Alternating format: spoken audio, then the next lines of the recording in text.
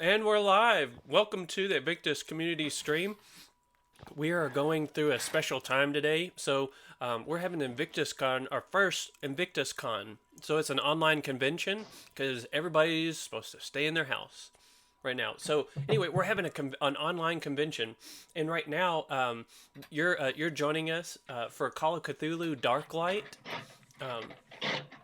That's the game name for Darklight, and this is our session one. So anyway, this is going to be a campaign. So but we're playing our first game for the convention right now. There's all kinds of stuff for you guys to do. So if you're joining us live and you want to get to playing some games, there might be some pickup games on there. So just head on over to the Facebook group for INVICTUS Community Stream, and then from there you can also go to the Discord server, and that's where everybody's going to be kind of facilitating a lot of those games. So we look forward to seeing seeing everybody and talking to everybody. And but for right now, we're going to go ahead and get started with our Call of Cthulhu game. I'm Chris Lawrence. We have Terry Erickson. Hello. And then we have Mike Fazio. Hey, hey. Yeah, and we have our GM, Bob Lyle. Hello. Hello. All right. So without further ado, let's get started. All right. First, you were talking about the INVICTUSCON. Terry was telling us he's still got a couple seats open for his Cthulhu game later this afternoon. Awesome. It might be right after this one. I can't remember what time exactly. Yeah. When's your time block, Terry? 1 to 3 Central, so 2 to 4. So right after this. Okay. Good deal. And I also told the guys we are missing Greg Bush. He had to actually work today because some people called in sick. So he's not with us today, but he will be with us. Fingers crossed for the other episodes. This is going to be a 5-story episode, or 5-episode story. And I told the guys earlier that the way I'm running this game, I've always wanted to do it. So this first game, I'm going to be the GM. The next game, one of the other 4 are going to be the GM, and I'm going to be a PC. So it's going to be, I don't want to ruin it, but for right now, we'll call it a continuation of what I start, and they're going to finish it up.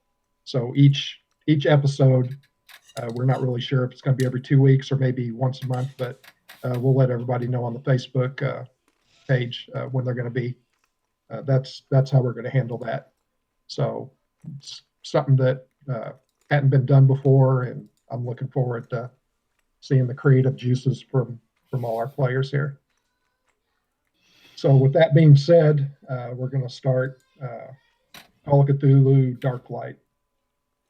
This is set in the 1920, and I believe on the Facebook page I even may have put like a newspaper clipping from for an escapee from Arkham Asylum.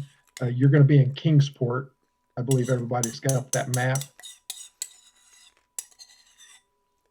I put in the instant message. I put a map of Kingsport. You don't say. Is that from Facebook or from Discord? Yeah, I saw it on the Discord. And I'm going to try to make it right, bigger. Yeah. Sorry, the actual put my glasses on because I can't see. Still can't see. So let me resize this real quick. Where are we? There we go. That's better. All right, so you are in the town of Kingsport. It's not too far from Arkham. Sits on the coast. And first, introduce me to your characters. What's your characters' names and what do you do?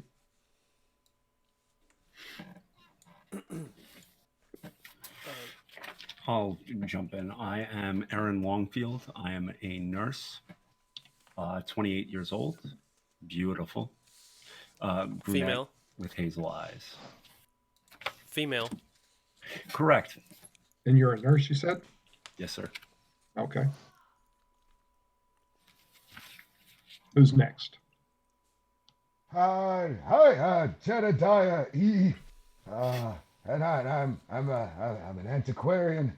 I'm 79 years old, and I've got gray hair and pallid white skin. I walk with a bit of a limp and a stick. Okay. I'm Lawrence Milliken. I'm just a country boy from Tennessee Hills. Grew up working on the family farm. Our family is well known and respected. We've got a good family lineage where we're from. Everybody knows who we are. They know that we are hard working, honest folk, and religious. I grew up hunting for the most part. We had a good farm that I worked on. I completed a bachelor degree in engineering from a close local town, Polytechnic College. So I'm pretty educated, and that's about right. All right. Good deal. So, Lawrence, Cookeville, Tennessee. that's where you graduated from? Yeah. I graduated from Cookeville, Tennessee, from Tennessee Tech. Polytechnic. It was in a call. Yeah. Anyway, go ahead. So, first, do you know each other? Or we're going to have to introduce each other to everybody to each other. So what's going to be the setting? The setting, you're in Kingsport. Right, but like physically, where are we at right now? Physically, I can put you all at the Church Street Railroad. And if you look at your map, there about towards the center, you go from the fishing fleet and go right to the left. You see Carter Street and Church Street is right to the right of Carter Street. It's a little hard for me to see, but yeah. Okay, so struggling. So we're at the railroad, basically a railroad station. Yeah, Okay. yeah, you're the railroad station. So I guess it really doesn't matter. So how would a country boy, an antiquarian, and a nurse find themselves at a railroad station? And what? Yeah, explain to me why you're coming to Kingsport. I'm trying to get home. I gotta get back to the store. I got books to sell and money to make. I got work to do. Yeah. Those stores downtown somewhere. Well, I'm up here visiting Kingsport because there's an engineering plan up here that we're going to try to look at for manufacturing some things back down at the family town in Tennessee, and I'm up here just kind of doing some research. Also know at least one person up here that went with me during college, so I'm visiting one of my good friends that moved up from the hills up to the city. So I'm kind of visiting him and talking business. Yes, darling. I just got a new job and that I just started. So I am going to be starting soon at the local hospital.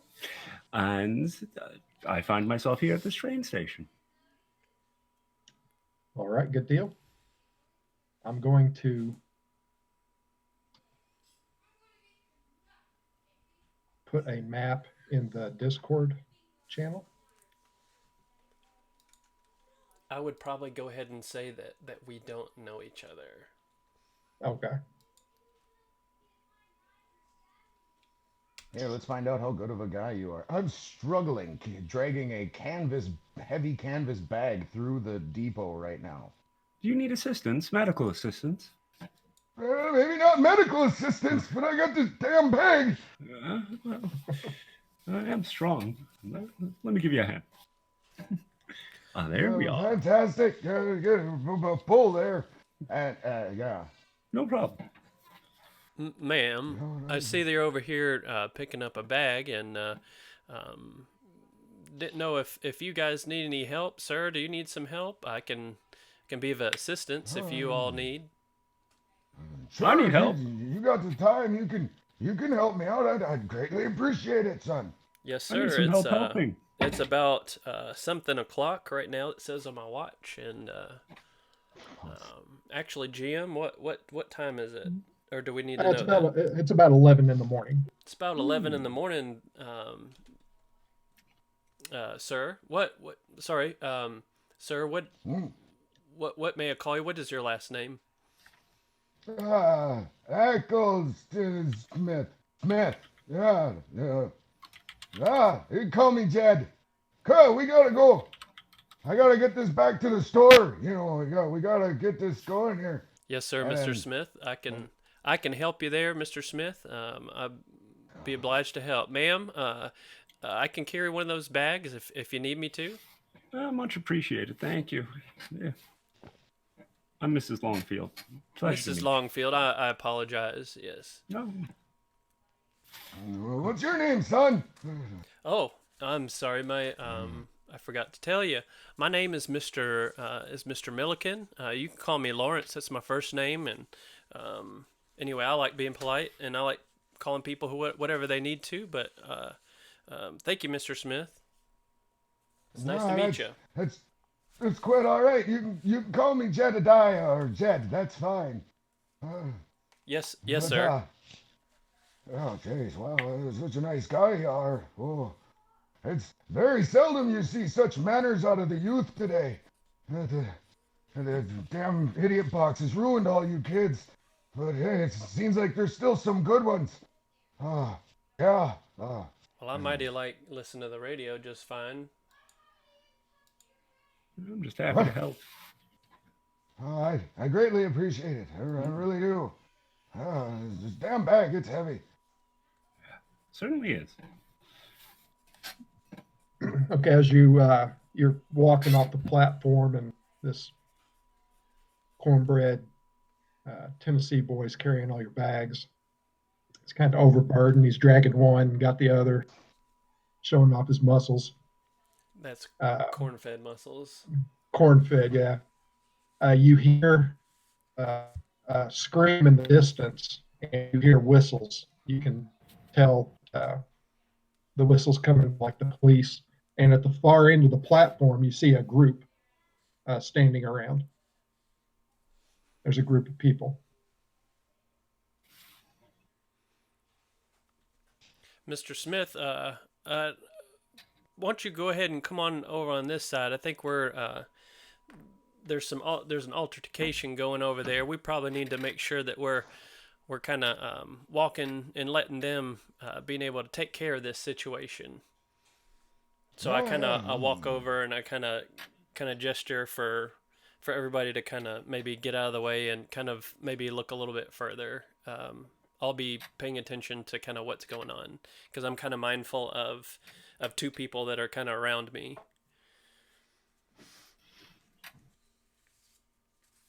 First, how old are you, Lawrence? I'm 36, middle age. All right, and Aaron, how old are you again? 28. 28, okay. So, Lawrence, you're walking up on this group of people? And Terry, did you say that you were 90 or 80? 79, yes. Years young. Still 70. Still 70. We're doing her. Yeah. We're still doing her. We gotta sell them books, kids. You know, we gotta save the kids from the demon idiot box. You know, make sure that they learn. Wait, what? Darling, I'm a nurse. Let me through. We can solve this. What's going on? So, Aaron, you make your way through the small crowd there, and you notice there's a lady, or maybe early 20s, laying between the platform and the fence. And she's been, by the way, we got to do this. I forgot. 18 plus, blood, gore, guns, monsters, insanity. What else? all that stuff. works maybe or something. There's an old Yeah, I'm not- man in the party. 1920s, like Themes.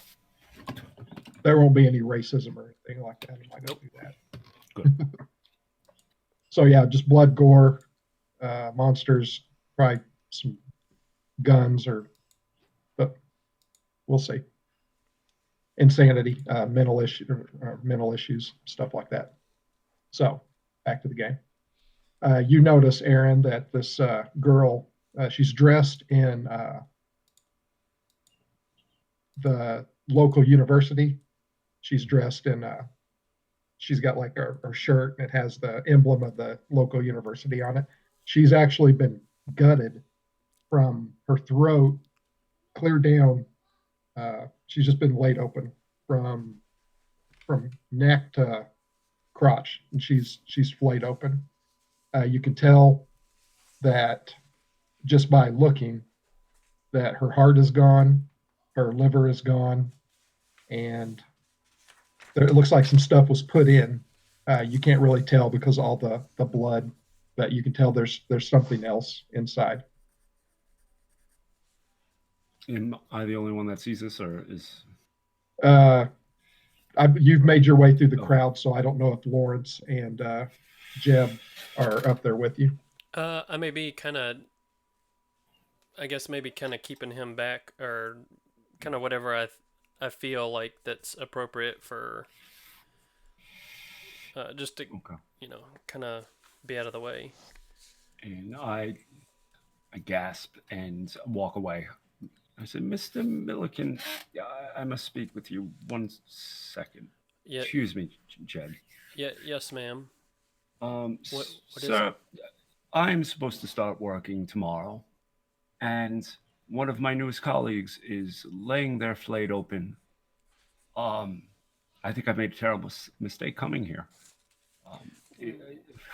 Well, yes, ma'am. Are you?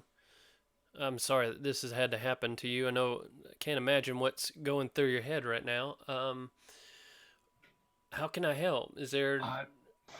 Are you scared of something, or? Well, now I am. There's blood and guts everywhere. But first, we must make sure Jed does not see this. He needs to be held safe. We shouldn't be here. I shouldn't be here. Yes, ma'am. I understand. Oh, do you know anything about this? We must find out more. Okay, ma'am.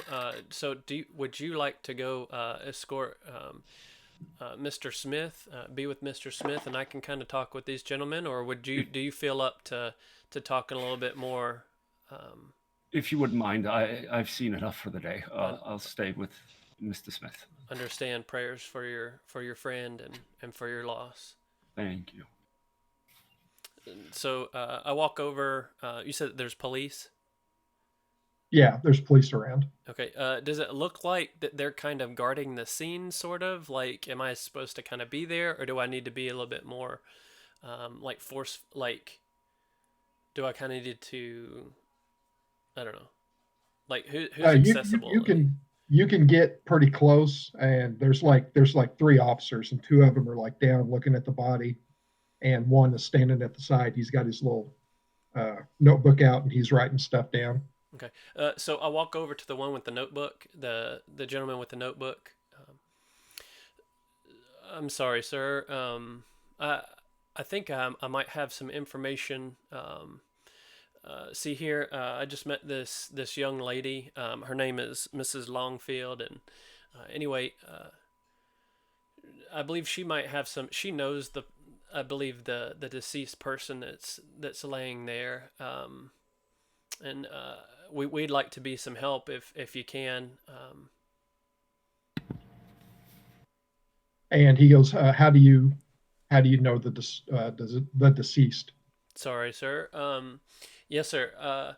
So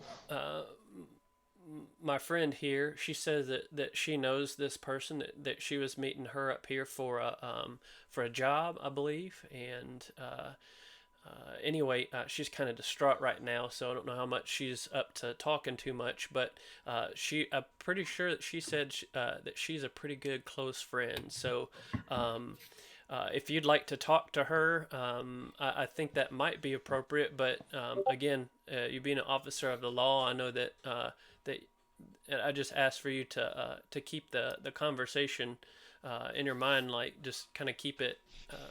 Think about her thoughts because she kind of lost somebody here. So. And he kind of looks at you, and he goes, "Well, you're kind of pushy, ain't you, boy?" He goes, "Who are you to come in here and tell me how to do my job?" He goes, "We've had a murder, and I'll handle it. So show me to the friend of the deceased, so I can do my job." Yes, sir. That's mighty fine. I really appreciate you being of service, and we'd like to be helpful as much as possible and not be in your way. And we want to make sure the right thing's done. So if you follow me over here, I'll introduce you to Mrs. Longfield. So I'll walk over with the gentleman, and we get kind of close. Mrs. Longfield. This is Miss Longfield. This is an officer, and he's kind of writing down some stuff. So if you feel comfortable, I think maybe you can provide some information for this officer, and I think we can be some help. We can help your friend, maybe not right like you'd like, but we can help maybe figure out what happened here. Of course. It's just whatever I can offer. I'm happy to help, officer. Okay, and he comes up to you. This is the epitome of a 1920s cop, kind of gruff. Comes up and he goes, how do you know the deceased?" We were correspondences. She offered me a job. I am a nurse, and I came to meet her here, and this is how I found her. He found her. He kind of looks past me. He goes, "So you work at Erickson?" I'm sorry, cut out. Yeah, let me know too. I had problems with that earlier, and if I need to I'll tell you what. Let's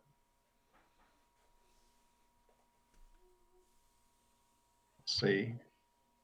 How about now? Yeah, I can hear you. Yeah.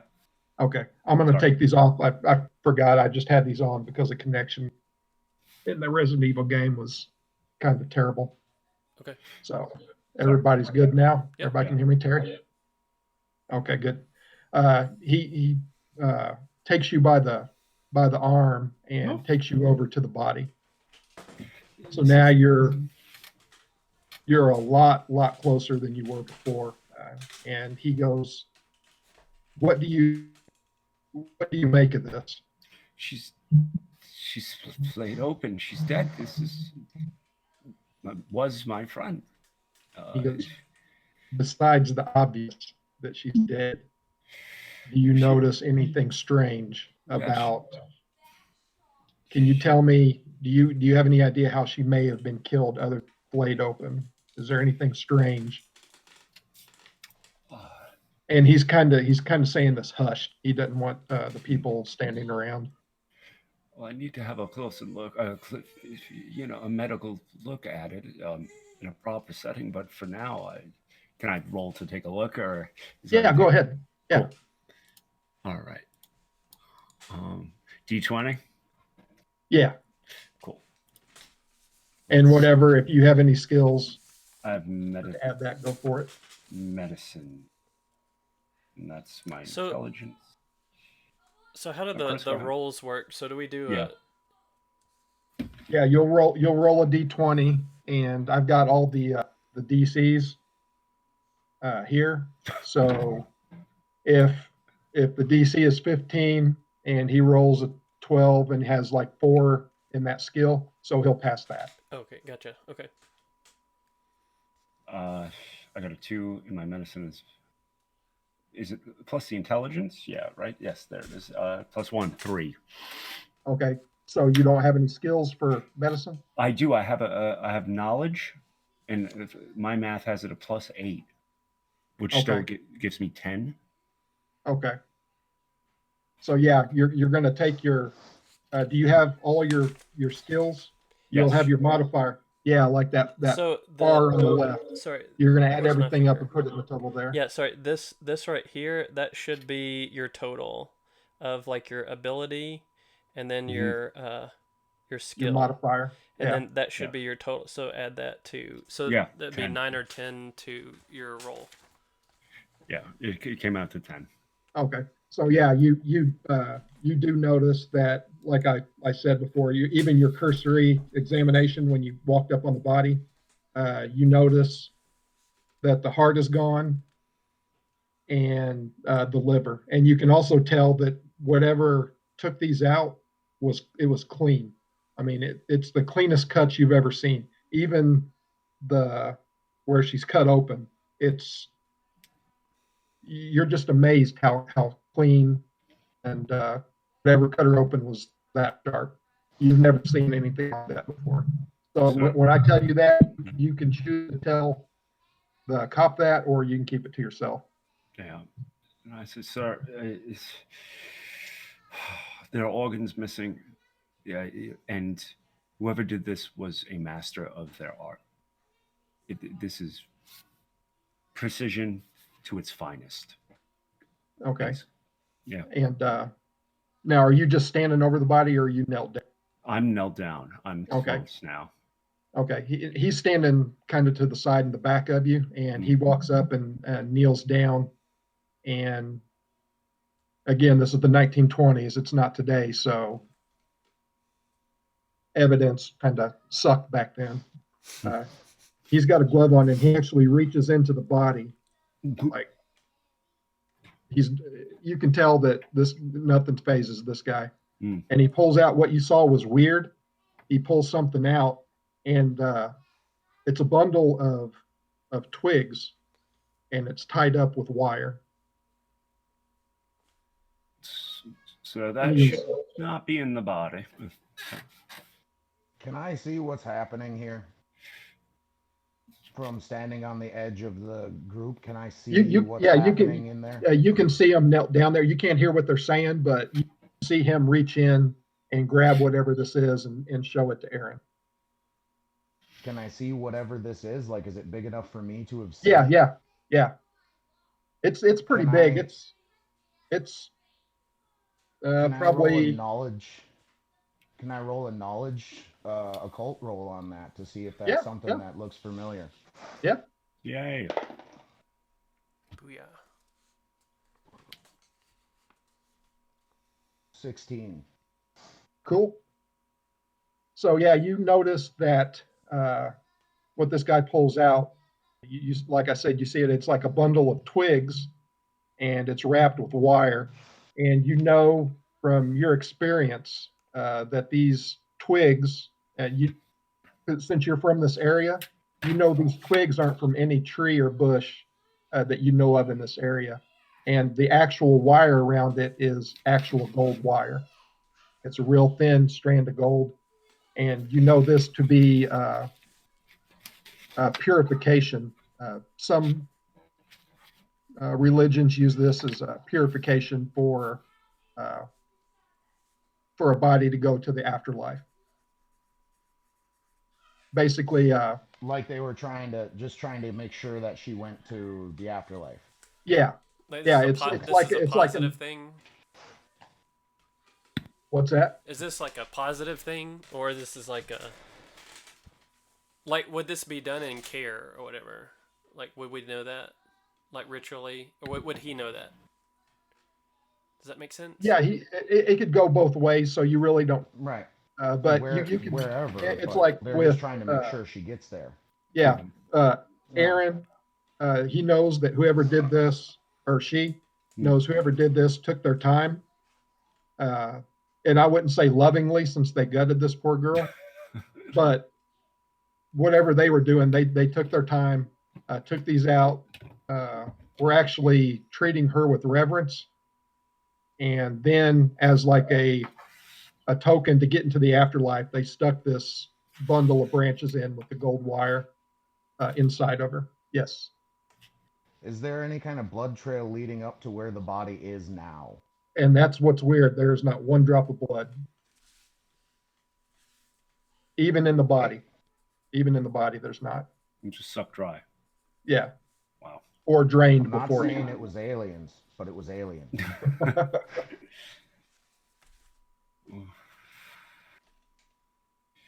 What is Mr. this? Smith, are you doing okay over there? I see you're kind of leaning over. I don't know if this is something that you might need to see. I'm like leaning on my stick trying to get around people and see what's going on over there. And I'm just kind of You being know, mindful, a little kind of bit hunched helping over, Mr. Smith, trying to see. just kind of making sure that he's not going to fall over or anything. So Yeah, he's like fidgeting around, trying to look past He's like, you. yeah, trying to look past the group of people, and you're like just trying to hold him up, and he's like teetering on one leg and a stick. Mr. Smith, can I help you? Ha! Can I help you there? Are you okay? Yeah, I think I know what that is. I've done seen it. I did. I told. Yeah, I have. Oh no, Okay, what sir. that is? That's what? Okay. Let's. I just want to make sure you're calm there, sir. So, would you like me to help you get closer? Oh, yeah. Let's do that then. Okay, I Let's think do we that. can be. I can be some help. I think we can be some help. So I go ahead and I walk up to, I guess, kind of a little bit closer. Do I know? Are the police? As I get closer, do I know? Do I see the police? How they're posturing? Are they getting kind of like? And that's what's weird. Do a sense motive Okay. Whom? Oh, him. He asked the question. for Lawrence. Yeah.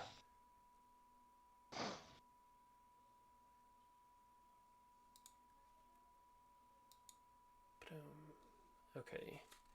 I have a dice roll of 14. So, let me see.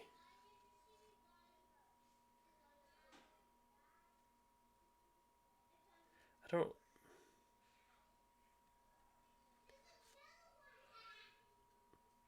Would gather information be something but that would seem more like physical information.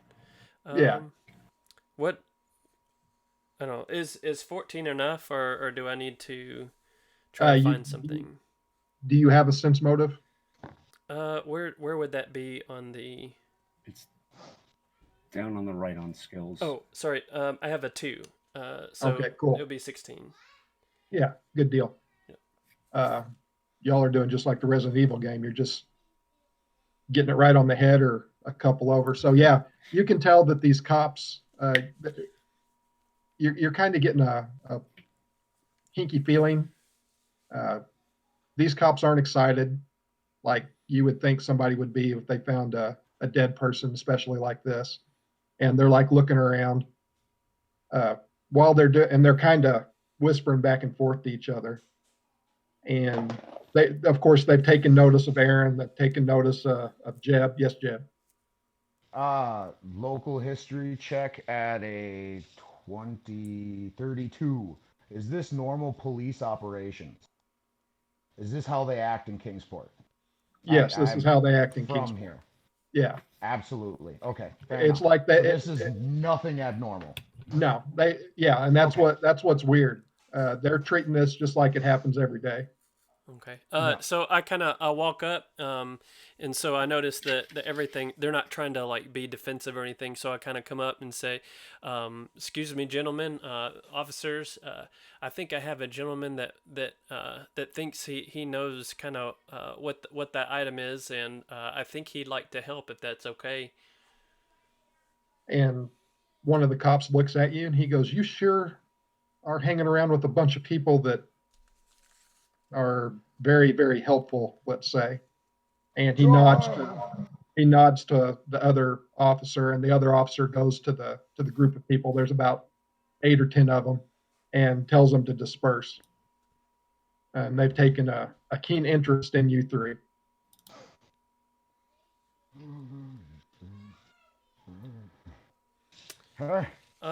We're just kind of wanting to help there. Here, let me introduce you to my friend Mr. Smith. I just met him just a little bit ago, like I did the rest of these people, these fine people. But we're just really wanting to help because Miss Longfield here. This is not a good thing that happens, and we just kind of want to make it right. He says, he goes, yeah, whatever. He goes, take your friend up there. Okay, so so I'm wondering if it would be any benefit of me to kind of use some Southern charisma, Southern charm at all, or would that just be kind of wasting time? It's worked so well so far. Yeah, I mean, I thought he was going to go for the role, but since you're helping Jebediah, since he's 79 years old, he's kind of got a hold of your arm, so the cop lets you both go up there. Okay. He recognizes that Jebediah's. So for, I guess, in character, I'd probably be more looking out, kind of emotional. Like I want to make sure that I'd be more mindful if somebody's like, I don't know, like that they think well of me, if that makes sense. Like like empath or something like that. Yeah. Okay. Yeah. Yeah, I'll allow so that. you feel a bit of an elbow in your ribs as you're helping me over there, and I look up at you and I say, listen, real quiet. If they ask you my name, it's Jacob Smith, and then we walk up to the body. Yes, sir, Mr. Jacob Smith. And then we walk up to the body. Aaron, I think this Mr. Smith, Mr. Jacob Smith has some information. I think he knows what that is. Oh, Mr. Smith, please. I do. I do even. It's a thing, and they put it in there to make sure that they go to the afterlife, wherever it is they want them to, or wherever it is they're going to go. But that's why they put it there. They put it there to make sure that they go where they're supposed to go. It's an old insert religion thing here, and I read about it in one of the books. I did too. And listen, what? Them sticks aren't from around here. That much I can tell you for sure too. You won't find them sticks here. That came from somewhere else, it did. That doesn't sound very Christian-like thing to do anyway, regardless with that dead body. Definitely not Christian. Don't Don't even have to roll. Judeo-Christian move. No. This isn't in any of my textbooks, so it's out of my field. All right. Is it Jacob now? For the moment, yeah. Okay. Go ahead and go ahead and roll a D20. Okay. So is the officer engaged with us right now, or is he continuing? Because when we walked up, I think he was pulling the object out, but I don't know what he did after that. And I think he said for the other guys to kind of go on, sort of, but I don't know what's going on. Yeah. So you've got the officer down by Aaron, holding whatever this bundle of sticks is. You've got one officer that you dealt with, and the other officer is dispersing the 8 or 10 people that was standing around. So he's off on the periphery trying to shoot people away. He's going to shut down the train station. Okay. Well, Plus, what to that roll, Bob? Just what did you roll? Oh, 18. 18? Okay. You can tell, since we were talking about religions, that something pops into your mind from one of the books you read at your bookstore, that the religion was way older than any organized religion that there is in the 1920s. We're talking. So it would have been are we talking in a cult knowledge roll? Or yeah, but Yeah. you don't even have to add anything because you got it. You've got Okay. the roll. Yeah. And you know, you can't really remember what religion it is, but you know that it's more of a culty type thing where they used to sacrifice people to something. You don't really remember. You'd have to get to a book and look that up. Oh, But we're talking thousands and thousands of years ago, yeah. So, okay. like stone tablet type of things. Yeah. Okay. So,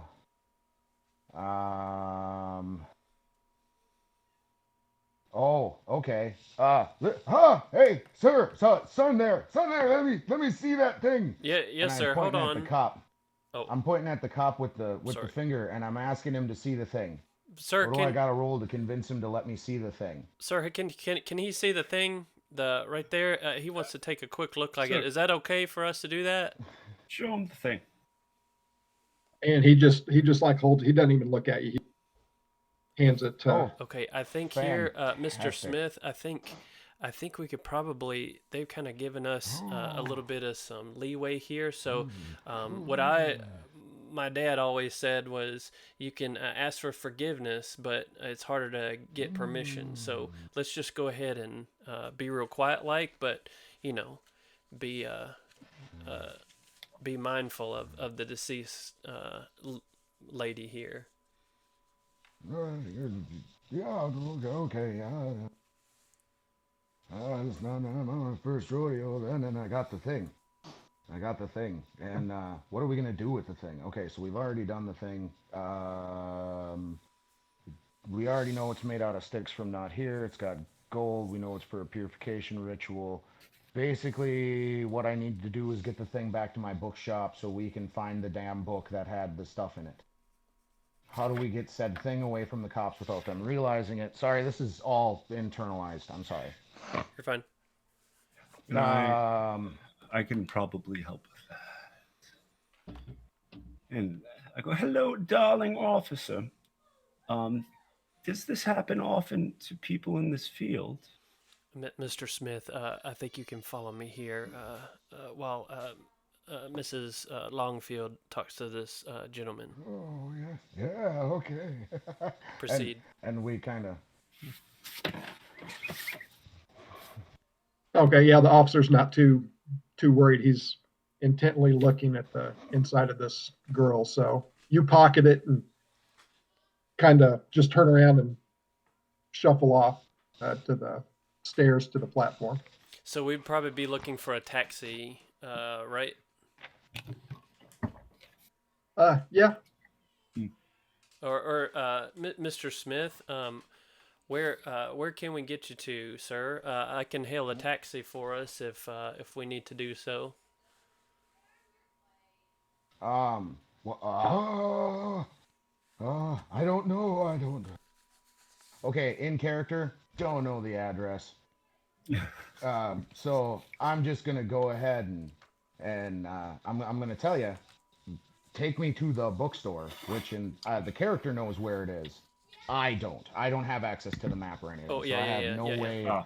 of Gotcha. telling you how to get there. Well, Mr. Smith, I think here's a taxi. Mr. Sir, we would like a trip to the. I think I'm doing this right. Can we get a ride over to the bookstore, sir?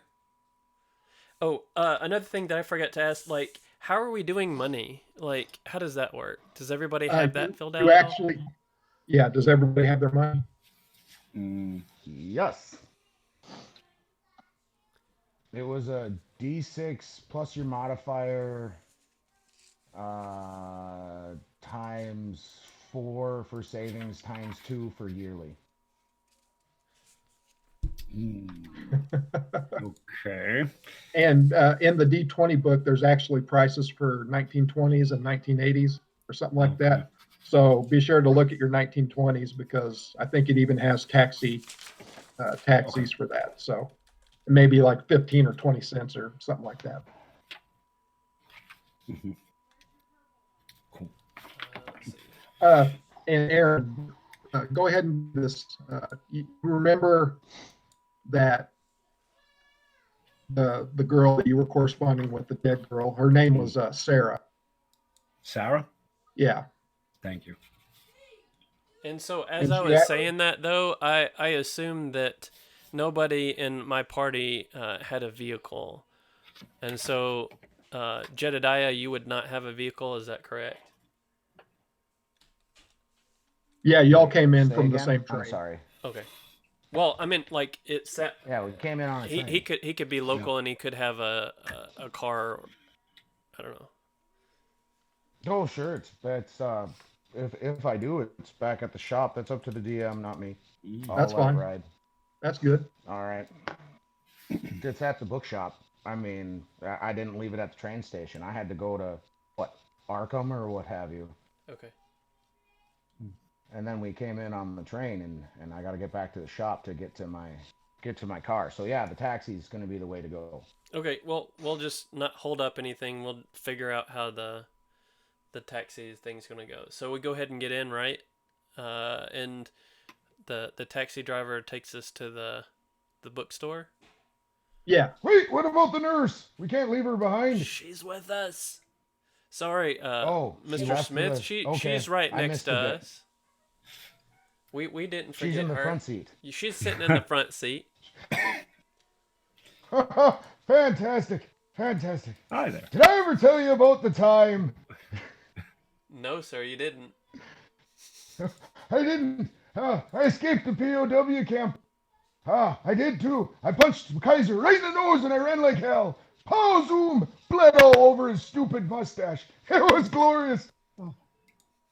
Okay, and I tell a story on the way there, unless we have anything else to discuss. No, but before that, either Aaron was so traumatized or just didn't want to divulge the information, but she also had Sarah's address to her apartment, which was the map I just set up. Okay. Okay, I so put Sarah's house and the university. so as we're riding along, again, being kind of mindful of other people. So I look over at Mrs. Longfield and Mrs. Longfield. I just wanted to. You've been quiet for a little bit, and I just wanted to check back in with you to see how everything's going. Are you doing okay? I'm a mess, but darling, that's life. And that was a friend. I knew her somewhat, but it's still a friend. I know where she lives if we can possibly go by at some point and pay respects. And maybe we'll find an answer to this. Yeah, or here at the university. But, darling, I am a little bit upset. Yes, ma'am. I understand. Hey, Mr. Smith, Mr. Jacob Smith. Yes, Mr. sir. Smith, Yes, Mrs. Longfield said that that her friend that she now recollects where her friend lives here in town. Oh, you don't say. Well, the bookstore will be there later. We should probably get there first in case the fuzz show up.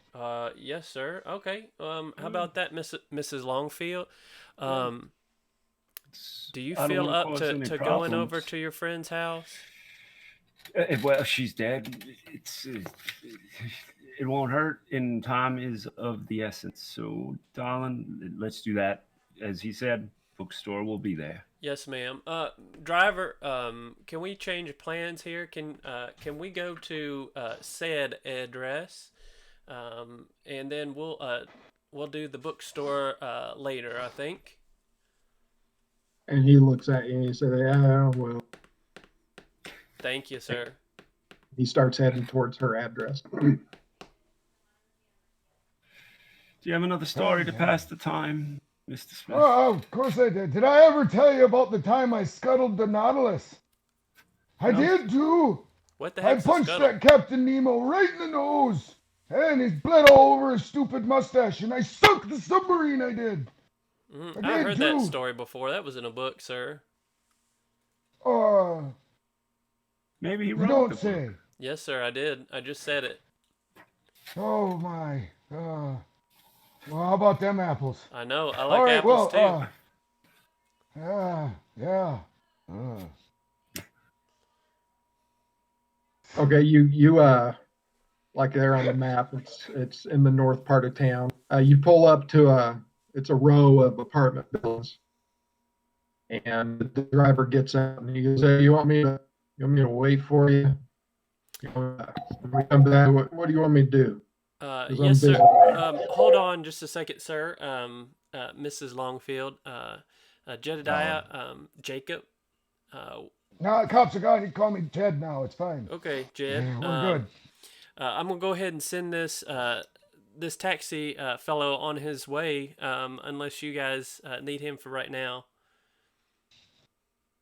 What about that canvas bag I had? Didn't we throw it in the trunk, I'm assuming? Yeah, that would be something that I would be looking for. You gonna cart that along for me? And if you want, you can.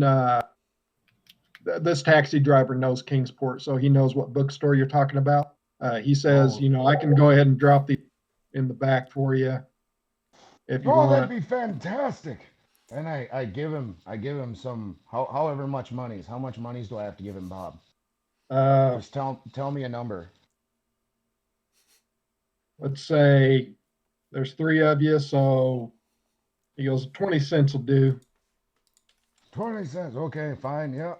Yep. Aaron, is your name spelled Erin? Yeah. Okay. Starting level money. So if you guys need to look at that, there's a list of tables. It's table 114, and it's on page 15 of the core rulebook. Thank you. Yep. We'll do that later. Yeah. Hopefully I can afford 20 cents. Oh no, it's total. Jed's got that. Oh, no, I mean, thank you, paid. Thank you. He paid the cabbie, so he goes away and drops off the books for me. That way we don't have to cart that stupid bag around anymore.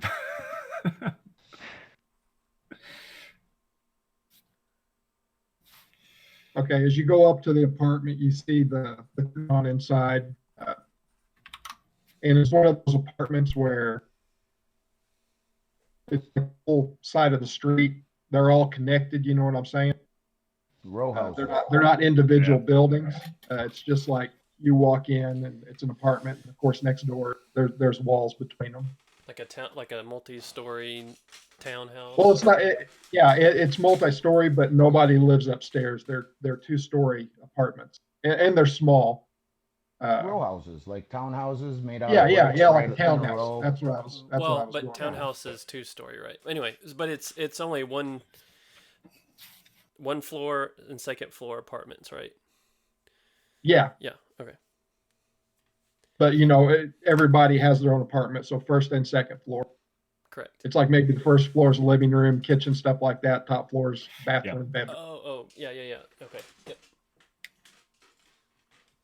Okay. Is the door locked? No,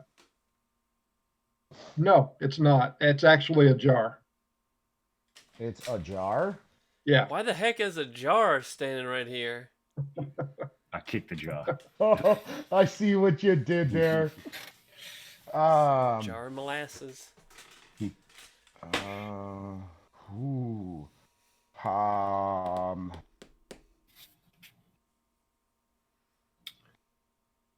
Aside from the door being open, is there anything else that a guy can search or something to get a better read on what's going on? Yeah, you can do a search. Fantastic. So, plus 12.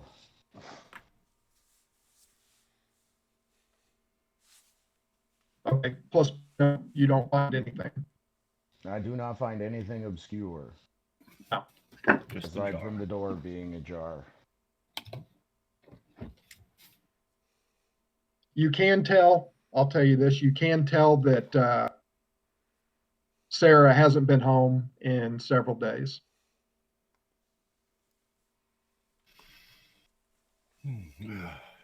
So we've gone ahead and we've kind of walked in, or we're just observing from the outside? Okay. Yeah. Oh, okay. All right. I'm in. Let's go. Mr. Smith, do you need to sit down or anything? Or Mrs. Longfield? I'm all So, right. We're here. I'm more yeah. concerned No, for Miss. I got this. I'm okay. I've been around there, Sonny. We just got out of the car. My hip's a little sticky, but I'll be okay. he says as he leans a little heavier on his stick, walking into the house.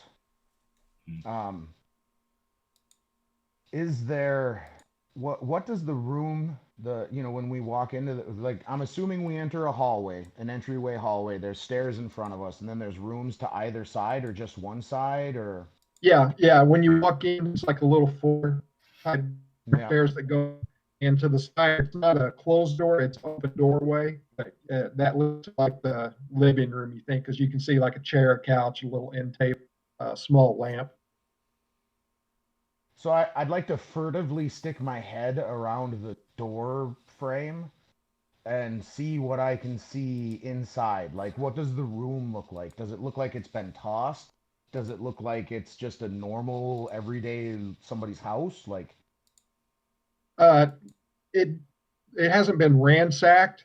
There's not like cushions sliced open and furniture turned over, stuff broken. But you do notice on the end table there was a pile of papers, and there's some papers on the floor.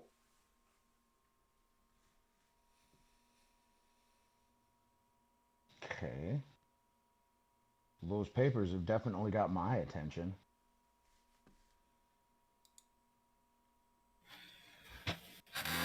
You guys got any questions you want to ask? Miss Longfield, just kind of, we're going to go ahead and walk on in here, and I just want to make sure you're doing okay. Darling, it's another day in the office, I guess, but this one touches home. I'll be fine. I'm going to go in and sit down while you gentlemen look. Okay, that's fine. I can be with you if you need anything. Is there? Much appreciated. So what was y'all's plans as soon as you got here? Were you going to stay with Mrs. Sorry, Sarah? Yeah. What was her name? Sarah. Mrs. Sarah. Okay. Yeah, she was going to take me in while I got adjusted to this city and get ready for this new wonderful life here and job. How did you know? So tell me a little bit about Sarah. How did you know her? She was a friend of a friend, a lovely woman. She knew I was looking to change my life because of things that have happened previously, which I don't want to discuss, especially today. No, ma'am, and that's she fine. offered to take me in and let me stay a while and get acclimated to this wonderful town. Okay. Hold on here. I think I'm gonna. I'm getting a little thirsty. I'm gonna go help myself to some water. I'm gonna get y'all some water too. Okay, y'all just sit right here, and I'll be right back. Check if she has anything stronger, please. Water is fine for you. So but like put a sweet. little of the So Irish like in it. sweet tea, strong or No, the Everclear. Irish. Get some whiskey. Yeah, that's what Irish. we need now. Irish tea. Put a little bit of the Irish in there. But Yeah, put all of you it got together in a glass, and I'll take it. Okay, I'm just gonna get some water here. I'll be right Yeah. back. So. So whilst they're talking, I'm assuming I can roll a research to see what those papers are. Yeah. Is that roll? Yeah. Well, then I got a 25. Outstanding. Was that a natural 20? No, that would be a 13 and a 12. Okay, cool deal. You still pass. You notice that there's some stuff from the hospital. She was also a nurse, and she taught at the university, which again is on your map. There's some not really medical reports, but just some notes that she had taken. Nothing really too special, but you do find this note stuck in all those other papers. And there was some bills. So, and the bills are a couple days old. So you put two and two together, and you realize that she hasn't been home in a couple days. So I'm just out of character and just working on this. You put the note in the Discord thing, correct? You want me to read it Yeah. to you? Yeah. That would be helpful because Sure. I Oh, okay. Yeah, I unfortunately keep can't forgetting. see it. Yeah. No, that's okay. Sure. It says, Aaron, I hope this letter finds you well. I can't wait until your arrival, but strange things are afoot, and you may want to hold off until things return to some sort of normal. And then the pen falls down as if something happened and it stopped writing. Oh. It's kind of like shoot. Yeah. About halfway down the paper. So, finding that, since it's directly addressed to Aaron. Oh, hey there, miss. I think this is for you. And I hand her the page in my shaky hand. Thank you, darling.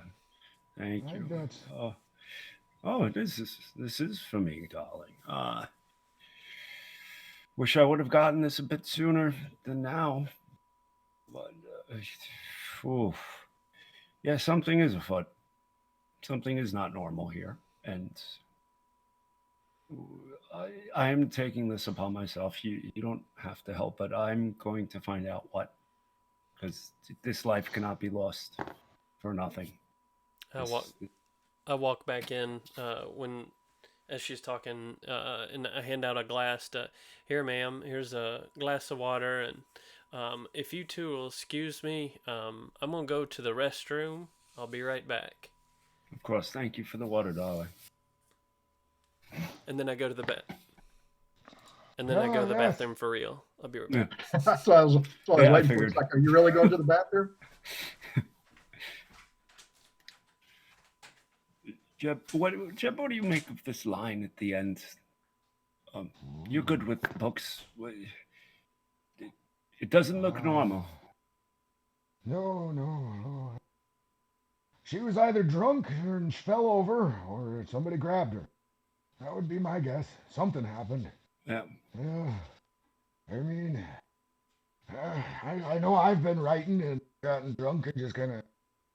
But it happens every now and then. But, given what we saw earlier, I'm going to guess that is not the case.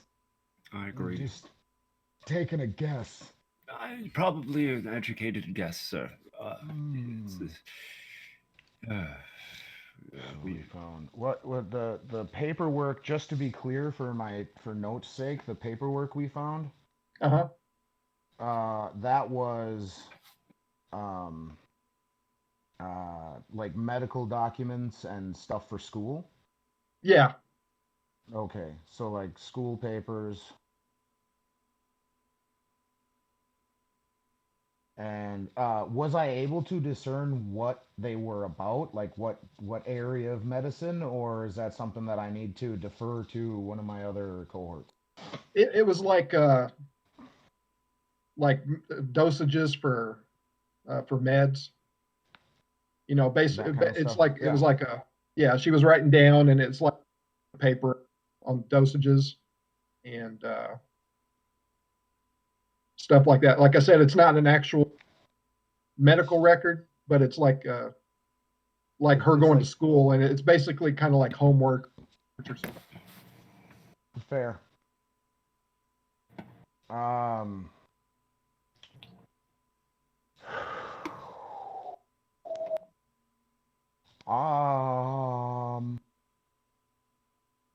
So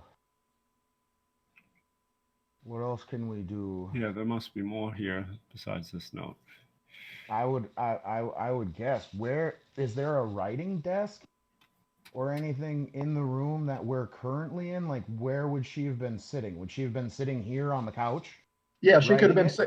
It's like the table papers was next to a chair. Okay. And she could have just been sitting there and writing that letter and looking over her papers. You do notice, again, it's all one room. So it's like Lawrence didn't go to the kitchen through a door. It's all open. Yeah. He's over at the sink. Over to the sink. Yeah, there's a small sink, a little small stove, a table with two chairs, just a little kitchen table. Any broken windows? There are no broken windows. Is there a back door? There is. Leads out into a small backyard. Each person has a. Was it It's locked or unlocked? it's locked. The back door's locked. The back door was locked. Yeah, with the Okay. deadbolt and one of those little chain things.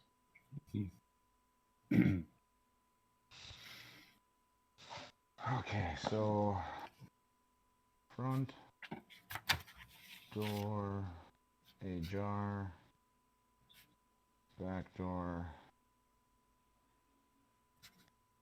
locked. Okay, so if somebody came in and snagged her, they would have almost had to have done it through the front door. Couldn't be during the day. That's too obvious. Or they could have been in the apartment all along. Unless it was somebody she knew. I mean, and when they came to the door, and she sees them through the peephole and says, "Oh yeah, you can come in. You're my friend." And then, I mean, Makes sense. but it hasn't been ransacked. At least this room has. Is there a small collection of books anywhere? Just curious. We'll say there's a small shelf. It's got 6 or 8 books on it. They're medical books, medical textbooks, encyclopedia. No occult books on the pile. No, none. No. So okay. So it's not like okay. I'm just trying to see if there's anything that ties her to.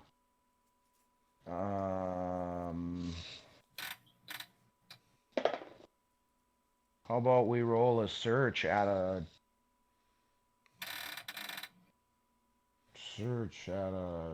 16 around the living room? Is there anything living room, kitchen area that draws a guy's attention, or am I just barking up the wrong tree and we should move up to floor 2? No, you do notice on the little bookshelf, one of the books has been put back on the shelf upside down. Okay, so one book. What book is that? It's actually, it has no title. It's a leather bound book, but you can tell by the way that it is. Some books back then had like ridges at the top. This one, the ridges are at the bottom. It just looks out of place.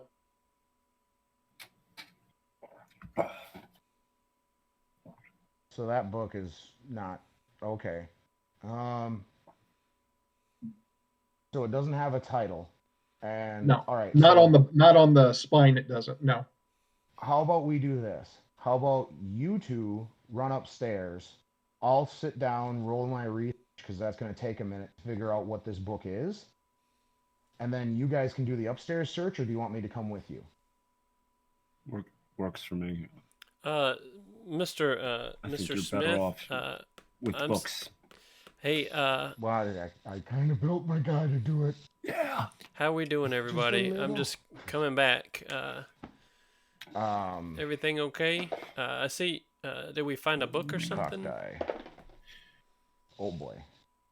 That would be a 13 on that roll, and they can go and do their thing. Okay, I'll get back to you, Jeb.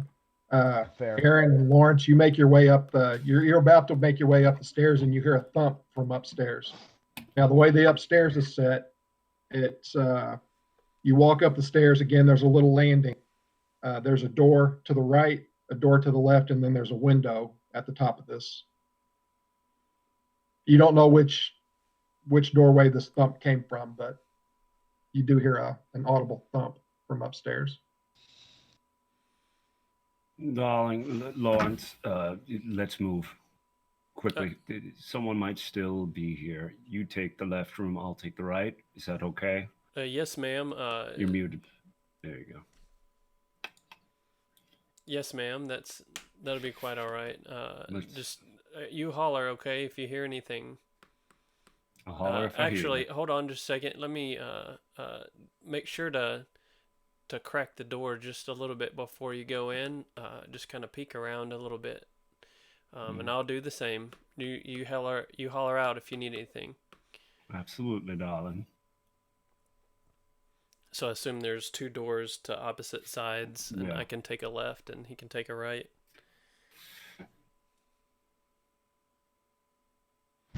Okay. So who's going up the stairs first?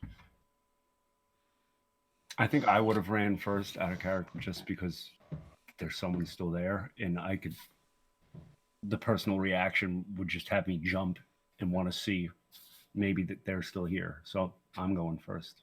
Okay. Right. And which doorway are you taking? I'm right-handed, so right because it's there. Okay. As you make your way up to the top, again, this is a real narrow staircase, so you can't go two at a time. You get to the top and you peek in through a door. There's a crack in the door, and you can see it's a bedroom. There are two single beds in it, and you see you don't know if it's a man or you do know it's a man. He's a big guy wearing like an overcoat and a fedora, and he's got his back to you. And he's going through a little stand. He's going through a what was the last part? A nightstand. Oh. And that's what you heard is him closing the drawers and stuff. And I'd like to whisper as loudly as possible, Lawrence.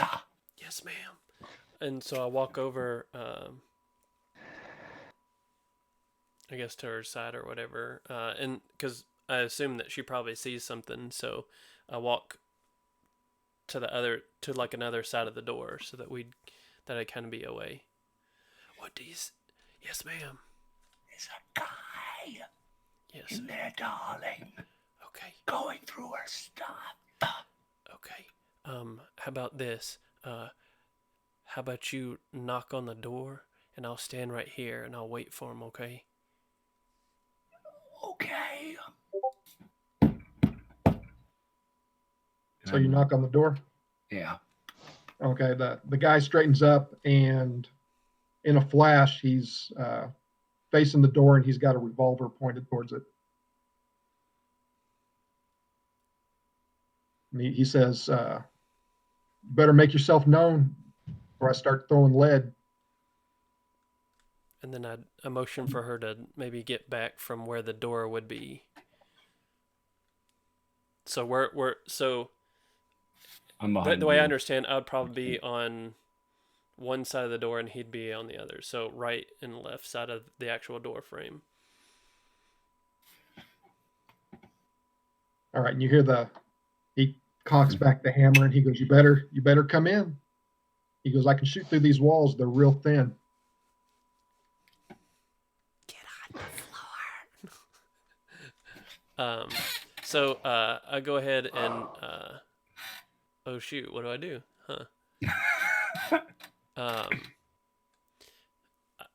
So I reach around and I kind of duck a little bit I just kind of reach around and put some hands through the door frame like this, and I go ahead and I walk and I ease the door open so I make sure that she's out of the way, so that she's still on the right hand side. So I just kind of walk in and said, oh, hey, everything's cool, okay? We're just not cool. Cool's not a thing. Everything's going to be okay. My name is Lawrence. Sir, what can I get what's your name? And he says, keep your hands up. And he comes over and yes, sir. He grabs you and puts you up against the wall and starts frisking you. He goes, who else is here with you? Well, sir, I'd like to know your name first. And he goes, I'm Agent Fisk. I'm a Pinkerton agent from New York. Yes, sir. I'm mighty fond of the law. I'm just here with some people that they're trying to help their friend.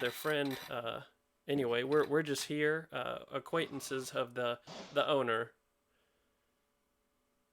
And he goes, How do you know Sarah? Yes, sir. Miss Sarah. She has a friend, Mrs. Longfield, and they're quite a good acquaintances from their childhood, I believe, from what we've been talking about. But I just met Miss Longfield not too long ago, and well, I'm just here to kind of be of any help that I can. What can we help you, sir? Maybe we can find some information that you're looking for. And so you're the only one in the bedroom right now? Yeah. And I he just said, offer that there's somebody in the house. And he goes, okay. So he grabs you by the back of the shirt and kind of leads you out into the hallway. Of course, his gun. And he goes, how many of you are there? They're just a couple of us in here, and so I make sure that I kind of round him off to the right hand side so that that Mrs. Longfield can do what she needs to. I don't know, just trying to keep her out of harm in case this goes. I just still don't know this guy's motive. I still don't, I'm still kind of cautious about it, about the harm or whatever being in directing that away from. As you're trying to do that, I stand up from the floor and go, darling, why are you in my friend's house? What is this about? Put the gun away and stop acting like such a fool. This is my friend's house. He looks at you and looks down at you because it's a big guy. He's probably 6'5". And he goes, Sarah was your friend? I never heard her talk about you. And he goes, Sarah was my niece. And he goes, I got word that she was murdered and I was in town to actually visit her. And I don't like dealing with these local Kingsport cops. So I decided to come here before they came and just totally screwed up this investigation, tore her house apart. We all have the same wants here. I can relate to you. She was a friend. And first, darling, I'm sorry for your loss. And this is not how I envisioned it either. If you have any doubts as to who I am, there is a note that she wrote me downstairs. But we are here for the same cause. So if you wouldn't mind putting away the firearm, we are here to help. Yes, sir. I'm here, Mr. Lawrence Milliken. I'm sorry I didn't introduce myself a little bit earlier. Kind of under the circumstances, just trying to figure out what's all going on. And anyway, that's my name. I didn't catch your name there, sir. My name's Jacob Fisk. Like I said, I'm a Pinkerton agent from New York. And Sarah was my niece. She was my only niece. And I'm here because, like I said, I don't like these Kingsport cops. They just put a hinky feeling that hair stands up on the back of my neck every time I have to deal with these guys. They're a bunch of clowns. What did you say? Sorry, his name was Jacob Fisk. Jacob Fisk.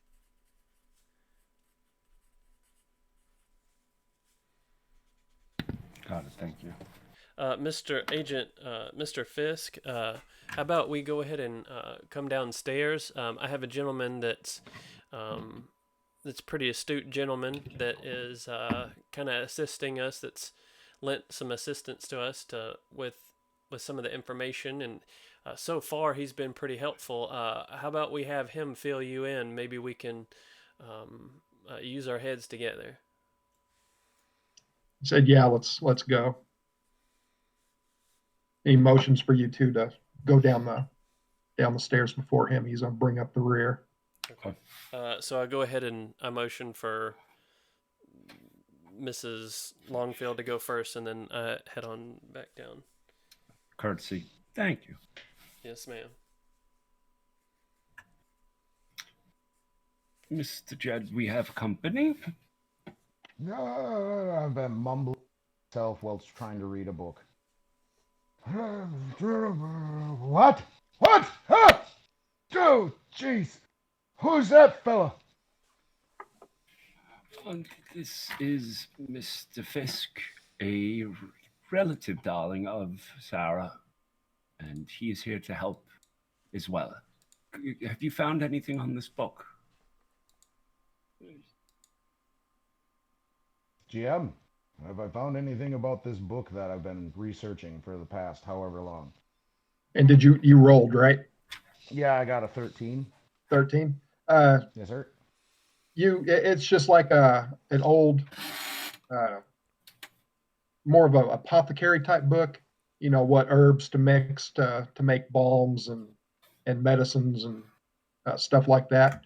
But you did find tucked in one of the pages a small note, and it's got the number 7413. It's just a little torn off piece of paper. The book doesn't go to 7,413 pages, correct? No. Okay, just making sure. It would just be a journal too, I think. So it's a long life. Okay, so well, okay, that's a fantastic book. And yeah, okay. So oh yeah, I found this here 7413, I guess, tucked in the pages here, but I'd like to roll sense motive on this detective cat real quick if I could. Yeah, go ahead.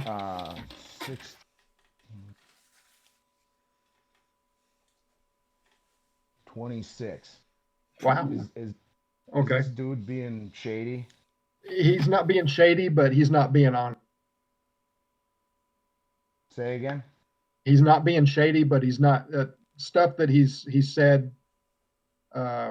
He's not being truthful with you. And he walks over to the front door and like looks out, closes it, and locks it up.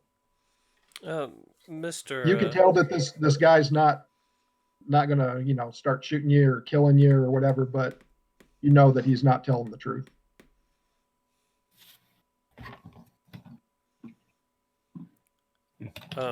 You don't say. Let's see. So I guess kind of in character, I'd probably be sort of friendly at least, while so I'd just kind of talk to Mr. Fisk. Mr. Fisk, I see that you're looking out the window there, and I know that you've had but I don't recollect what you said that you're here for. I know that that's your niece, Miss Sarah. Are you aware of where she is right now? He said, "Yeah, I'm fully aware where she is. Stuff travels in this town, even though it's a big town. Stuff travels through it like a virus, like a sickness or a cancer." He goes, "So I'm fully aware where she is, but I'm really not sure what happened. I know that she's deceased." Okay. So maybe you can shed some light on if you know anything. Yeah, Mr. Fisk. Again, we just want to be as helpful as we can, and I really apologize for. I just can't imagine what you guys are going through, but anyway, we'd like to help. What was there something that you were looking for earlier that maybe we can help with? We don't mind to share some of our information, but I was just, I think it'd be kind of right and polite if you kind of helped too. If you had anything to share. And he says, "Yeah, I was looking for clues. You know what that is, right?" Well, it depends on what kind of clues you're looking for. Maybe if you kind of helped us, maybe we might know of something that you might be looking for. I just kind of don't I don't know, right? Okay, and he says, "Have you noticed anything weird around town?" And he kind of pulls back the curtains a little bit that he can peek through and motions you to look outside. Yeah. He goes, tell me what you see." Yes, sir. Hold on just a second. So, I look out the window carefully. So let's see. So social, I have sense motive, I have search.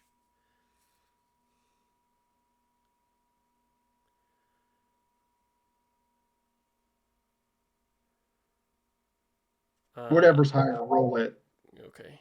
We'll give you that. I think it's just a +2 pretty much on everything that I can think of. What's appraise mean? Like if you have like say an old coin, tell okay. how much it is, and Gotcha. I think you can sell it for a bonus too. Okay. All right. So let's see. So I look out the door. Oops. Sorry.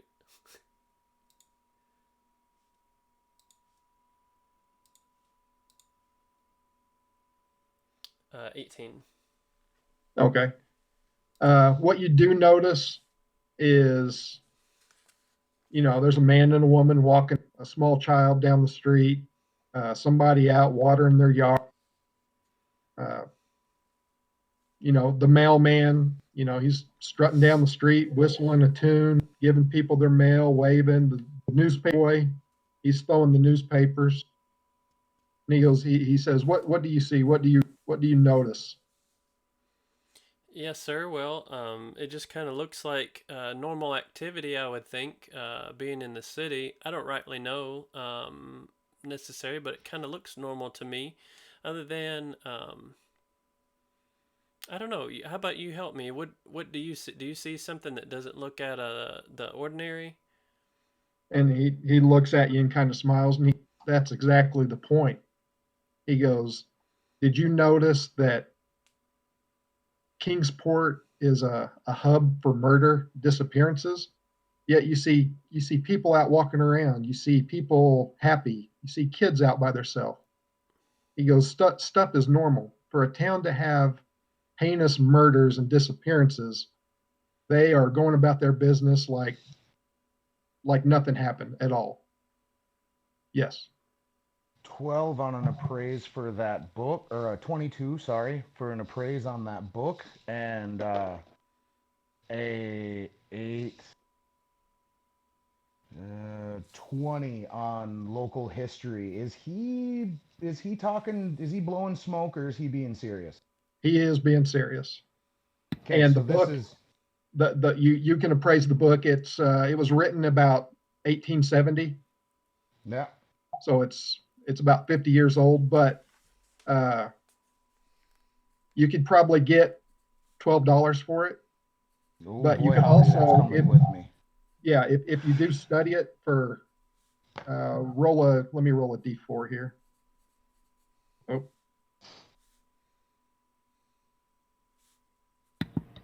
Excuse me, 1 second.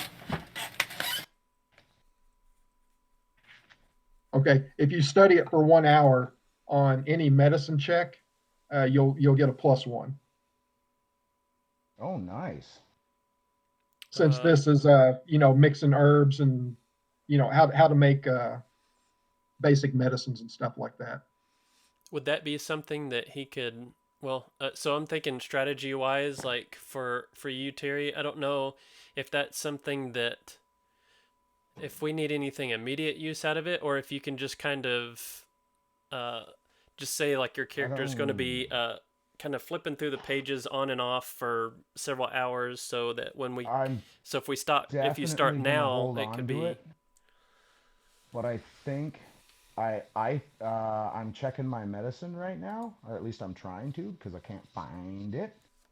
I found heal, but I can't find medicine. Yeah, that would probably be under knowledge, I would think, right? Oh, is it a knowledge? Well, And it's knowledge. I got nada. If you've got heal, you can add a +1 to that too. Well, why don't you work with So that's what I was kind of thinking, was let the nurse have it, because she probably has heal and medicine. Yep. So since it'll give a +1 to medicine if she reads into it a little bit, for an hour she can find stuff. Yeah. To help a given situation, and then that gives her a little bit of a boon to her medicine rolls. Yes? Yeah, that'd give her a +1. Okay, so and we'll go medicine. Since she's got both, it'll be +1 medicine and heal. So Aaron, after an hour and you're done with this book, in your miscellaneous with your skills, go ahead and pop 1 in both medicine and heal. Thank you. And then after that hour, I'd like the thing back, because, bookstore. Money. Yeah. Mm-hmm. The agent does, when he steps back from the curtain from letting Lawrence look through it, he looks at you, Jebediah, and he kind of narrows his eyes, and he goes, you look familiar. Do I know you? Oh, probably not. Nope, probably not. What are you making me roll? Bluff or diplomacy on this one? Neither. Neither? Okay, good. Yeah, it's good.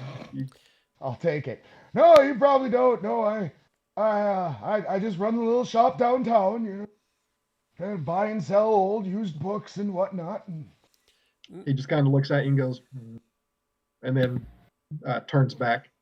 Mr. Fisk, I'm still wondering if you could help me with something that I've been kind of thinking about. I know that we talked about some people being outside, but I met you upstairs in the room. I didn't know if you could share with me what you were looking for. Maybe we can find it together a little bit better, a little bit easier. He said that Sarah had a small box, and it was had some heirlooms in it, and he can't find that box now.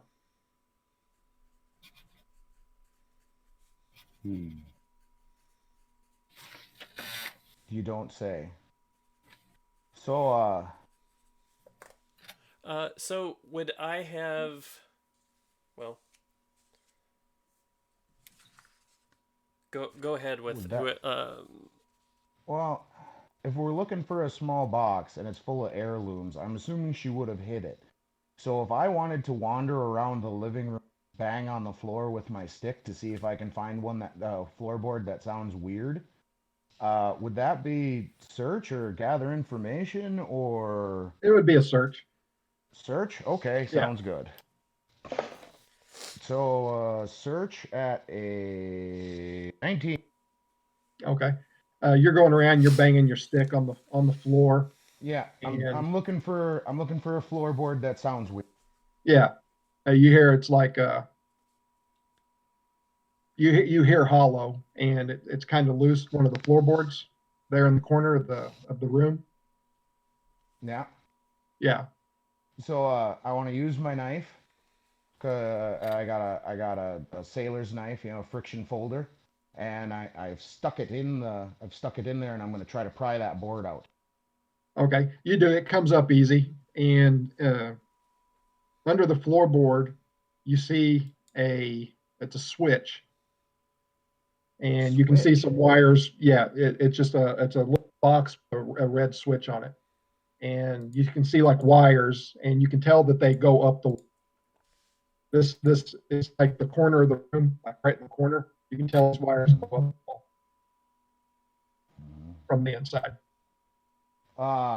Didn't Lawrence tell me he was an engineer of some kind? Mm-hmm. Yeah. Hey, Lawrence, come here, son. Yes, come sir. Here, take a look at this. Yes, sir. And I show him the hole in the floor. What do you make of that thing there? Let's see. So I've got some knowledge in carpentry, of craft carpentry, and let's see. Yeah. I don't know if that will help, or even engineer, like knowledge of engineering. Is there anything? Well, it's both the same thing basically. I've got the same. Yeah. Go ahead and roll that. We'll do engineering check.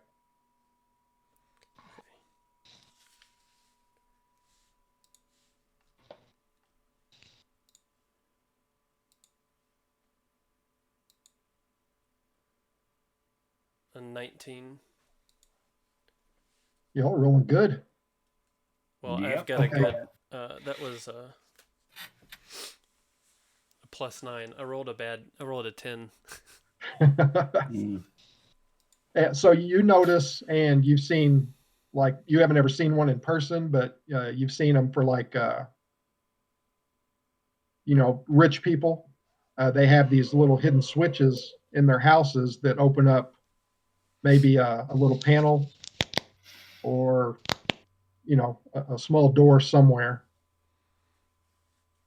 And this is like and you can tell. Inset.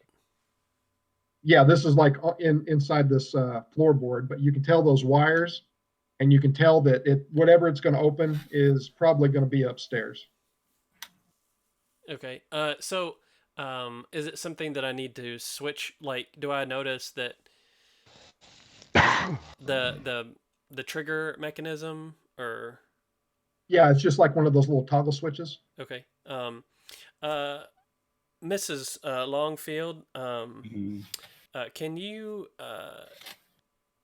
help me just a second? Um, I'm gonna flip. I'm gonna ask you to come over here and flip this switch while I'm going upstairs, unless you want to go on upstairs.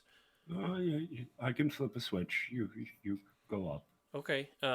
So I'll give you. I'll count to 3 when I'm upstairs, and I'll have you flip on this switch. I think this switch is gonna. We've got some wires that kind of go, and I explain, my train of thought. And anyway, so I go off and I go upstairs, and I kind of holler down. I open the door and proceed in case, unless anything is happening and stopping me, and then I yell down. All right, Mrs. Longfield, on the count of 3. You count it off for me. 3, 2, 1.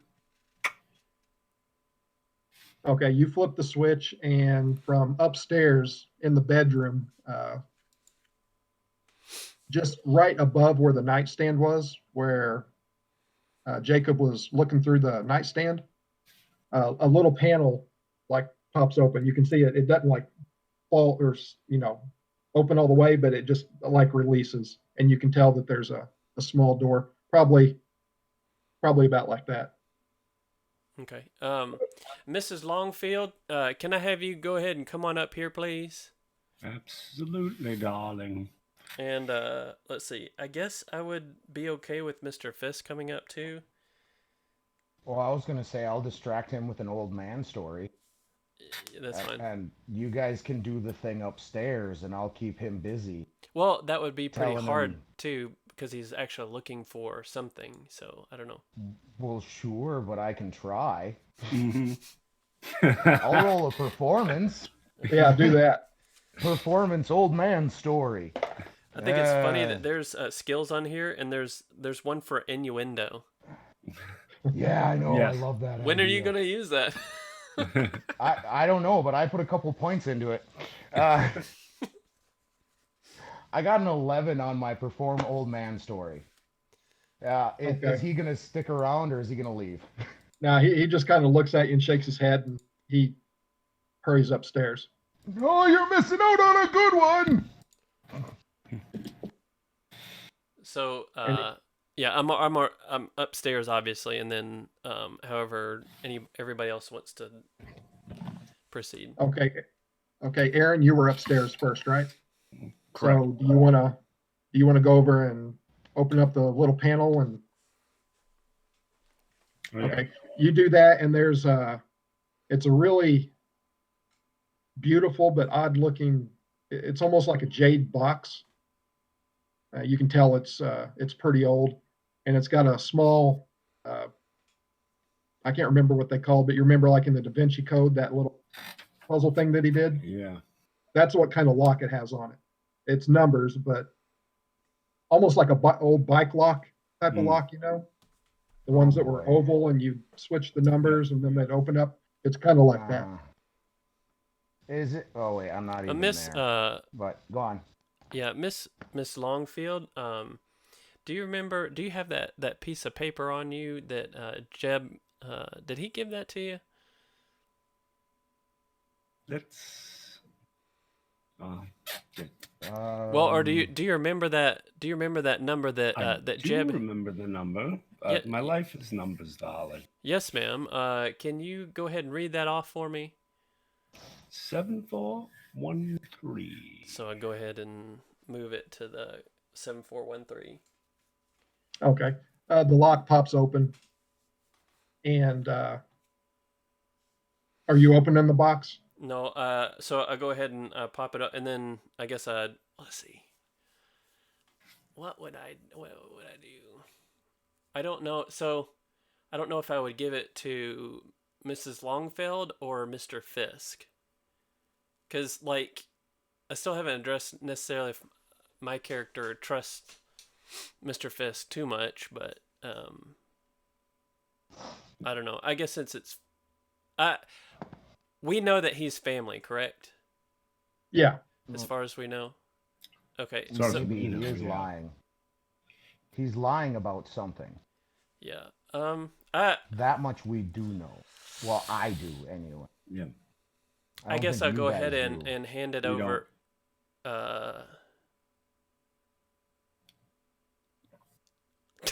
This is dumb. Uh-oh. So, like, I don't know.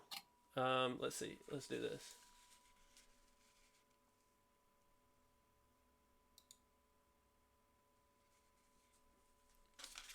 Well, I rolled, but it doesn't matter. Let's see. So I'll go ahead and I give it to Mr. Fisk. Is that Mr. Fisk? Can you? I know this is family heirloom type stuff. Is this what you were looking for? And I don't give it to him, but I show it to him. Okay. And as you, so you're not giving it to him? No, I'm just showing it to him, and then maybe can I roll like some kind of a perception to see if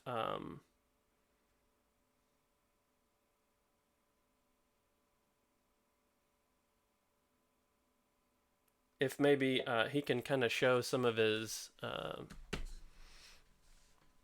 I don't know, to see if something's off, like see what his I want to know what his reaction is, Looking for to a see tell. if it's something like,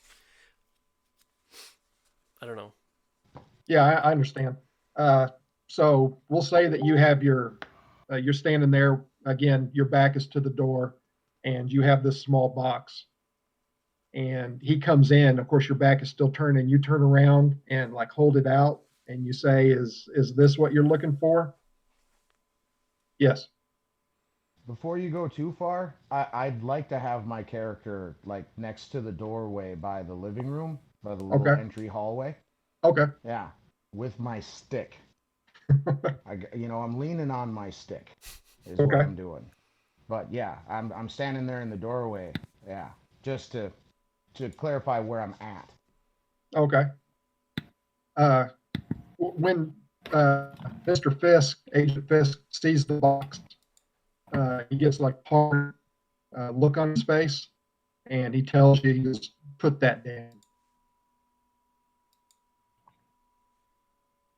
Oh, me? He said to me. I thought you were talking to. Yeah.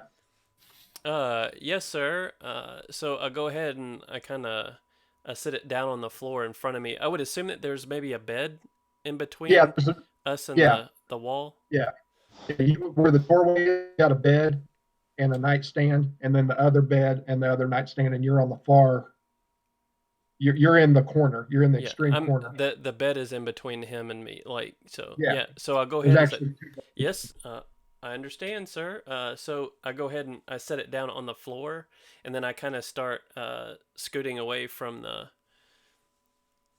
and kind of motioning for Mrs. Longfield to kind of help kind of inch out from the wall or something, kind of away from it towards towards him. So Agent Fisk walks over, kind of pushes past you and picks up the box and almost gingerly opens up the lid of the box. And you can tell there's some stuff in there. There's some sort of paper and there's an envelope. And he turns around and looks at Erin and holds out an envelope to her. And it actually has her name on it. And it's just a small envelope. There's something inside. I'm going to take it and open it and say, thank you, Mr. Fisk. Okay. You open it, and I'm going to try to let y'all see this camera. This is what's in it. Okay. That's in the envelope, or that's... Yeah, this is it's a coin about the size of a $50, and that's what it looks like. Okay. And for our purposes, I'm going to go ahead and post that. I grabbed a screenshot of it. Yeah, me as well. I'm uploading that screenshot. No, Okay. That's quick. Wow, we were all over that, weren't we? Yeah. Yeah. Good job, fellas. Go team. All right, and he looks at he stands up and looks at y'all face, and he goes, I haven't been honest with you. It's because I haven't trusted you. I don't know who you are, but if my niece, which she is my niece, left this envelope for Aaron, then I trust y'all. And he goes, my name's not Jacob Fisk. He goes, I am an agent, but my name is Nathaniel Cade.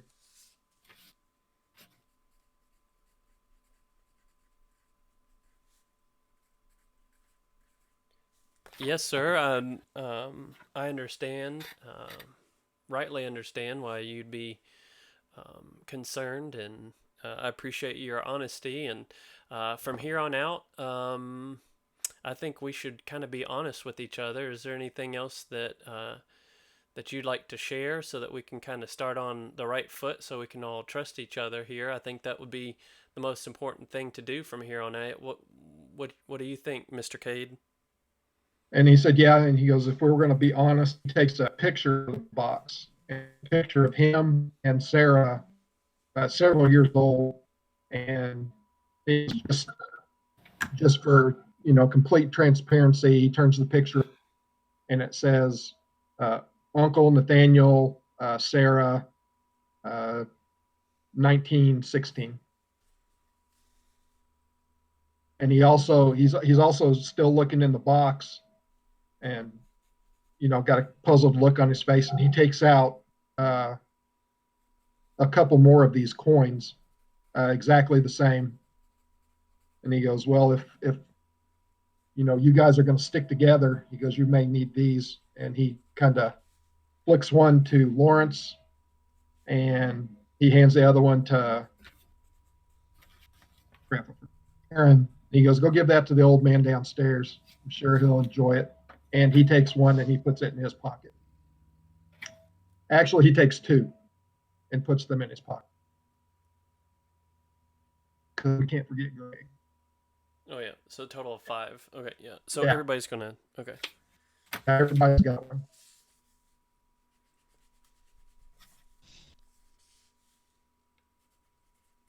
Okay.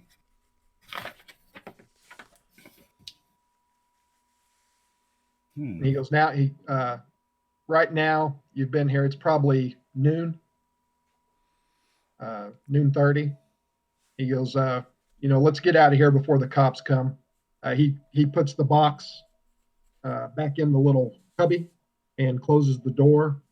And he goes, we got to be sure to cover up that floorboard downstairs. Mr.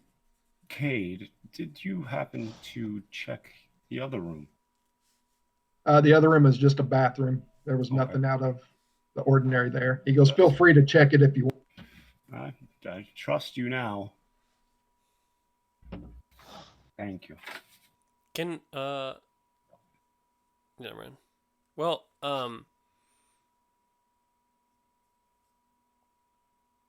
never mind.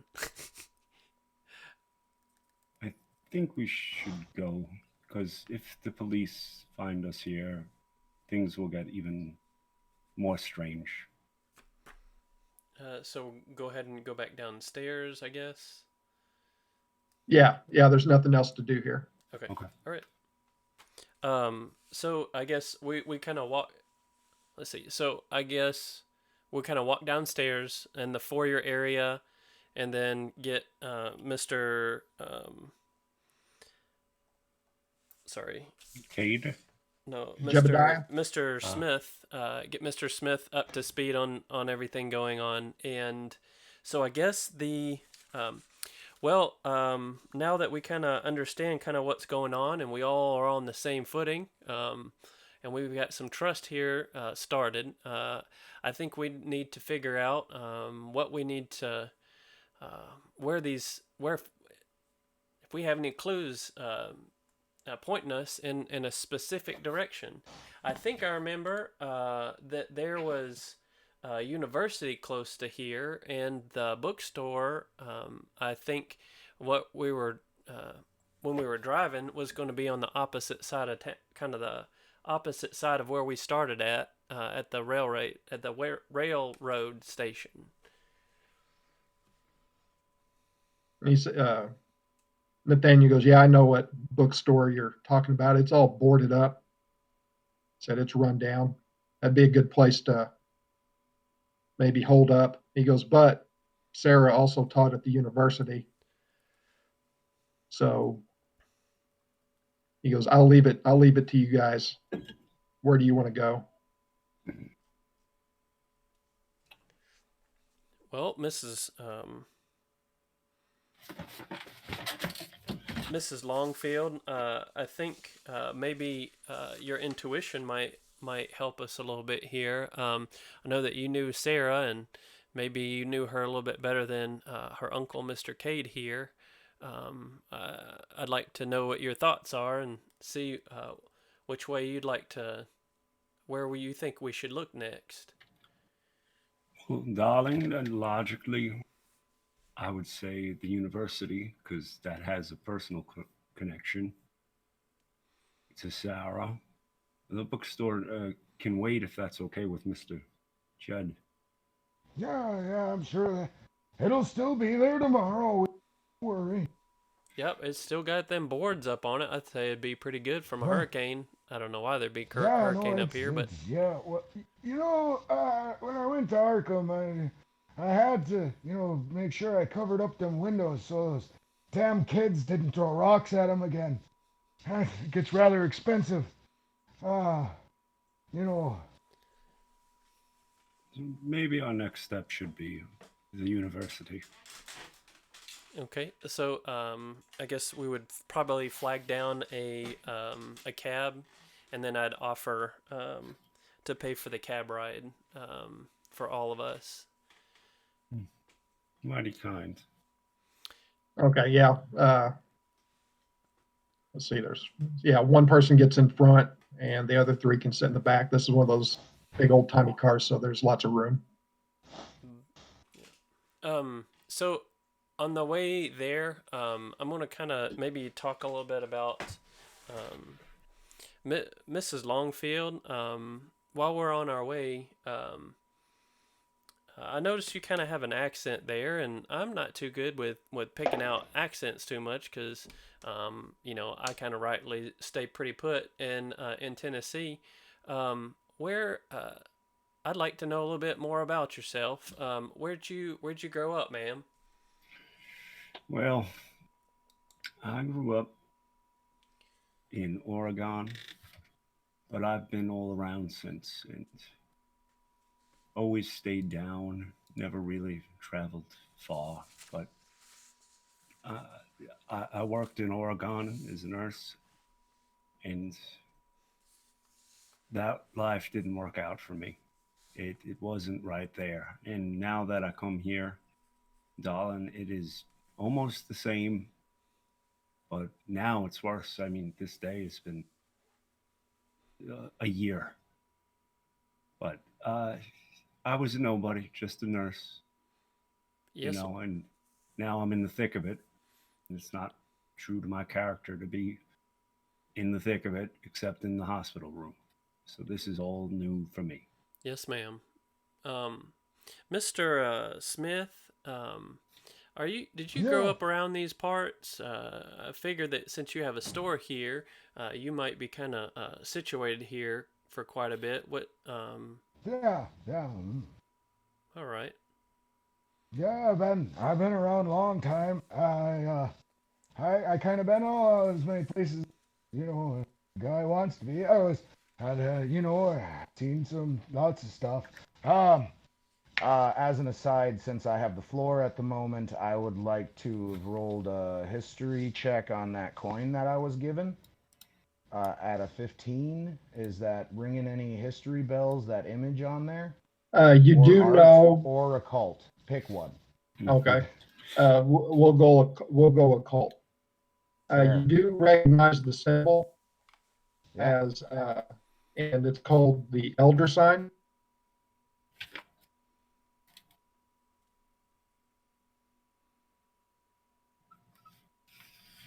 Bob's stuck. Okay. Nope, he's good. No, I'm just sitting real still. Yeah. Well, you were going. Oh, am I? No. Okay, Good. so I ramble on about 70-ish years worth of tomfoolery, and the story just kind of circles a couple times, and then I come back to, oh, you guys recognize this, and I show you the coin, and I bring up that they call that the elder sign. They do. And The and it's used for protection. Yeah, yeah. For yeah, warding off the things that go bump in the night. Just as like it the were. sticks. Let's see. I'd like to maybe get some more information from Mr. Cade. Mr. Cade, I seems as we're just kind of go around, kind of talking a bit about each other. How long were you pretty close to your niece, Miss Sarah? What was her last name? Cade. So I assume that she was your brother's daughter. Yeah. Is that right? Yeah. Okay. Were y'all pretty close? I understand that's probably hard to talk about right now. He says, no, he goes, we were very close. She was my only, she was, training to be a doctor. And then after she left Kingsport, she was going to come back to New York and work at the hospital there. He goes, there's not very many women doctors in New York, he said, but, she was going to be one of the first. She already had a job lined up. Oh yeah, where was that? Where was that at? Was that here in town? No, in New York. Oh yeah, New York. She had a job at the university here. She was teaching and doing her doctorate. And then when she was going to be done with that in a couple months and graduate, and then she was moving to New York. And she was going to move in with me. And so she, because she was going to move there with no money, no place to stay, and she was going to work in the hospital. Mr. Cade, what kind of makes it kind of weird is why would what would the motive be of somebody that would go after a doctor in residency and in schooling? Why would that person be so important to all of whatever this is going on? It sounds like it's pretty deeper than we know, but what do you have any thoughts on that? The police will say it was just random killing, he said, but I've been investigating Kingsport and the surrounding area for several years. That's why I wanted my niece out of here as soon as she was done. He goes, there's nothing normal about this town or the surrounding area. He goes, I don't think it was random. I think she was chosen. And as y'all are talking back and forth, the taxi driver is like, kind of side-eyeing everybody. Let's see. I guess if you guys are hearing any of the conversation, I don't know if y'all want to ask if you've got any thoughts of what we'd maybe could use information-wise with Mr. Cade while we have him.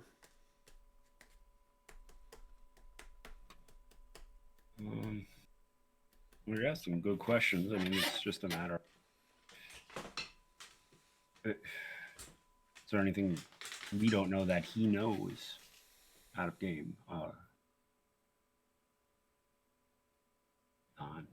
He's only been in town, not too much longer than you have. So we're all in the same boat, roughly, aside from Yeah. the history. Okay. Okay. Well, we can resume, and I guess when we arrive up at the university, unless anybody wants to do anything before then. I'm going to kill the cab driver. No. Okay. So you pull up to the university without incident, and do you want the cab driver to wait for you?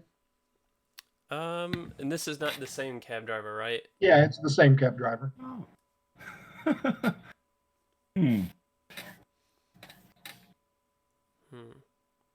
So I guess if he's the same one,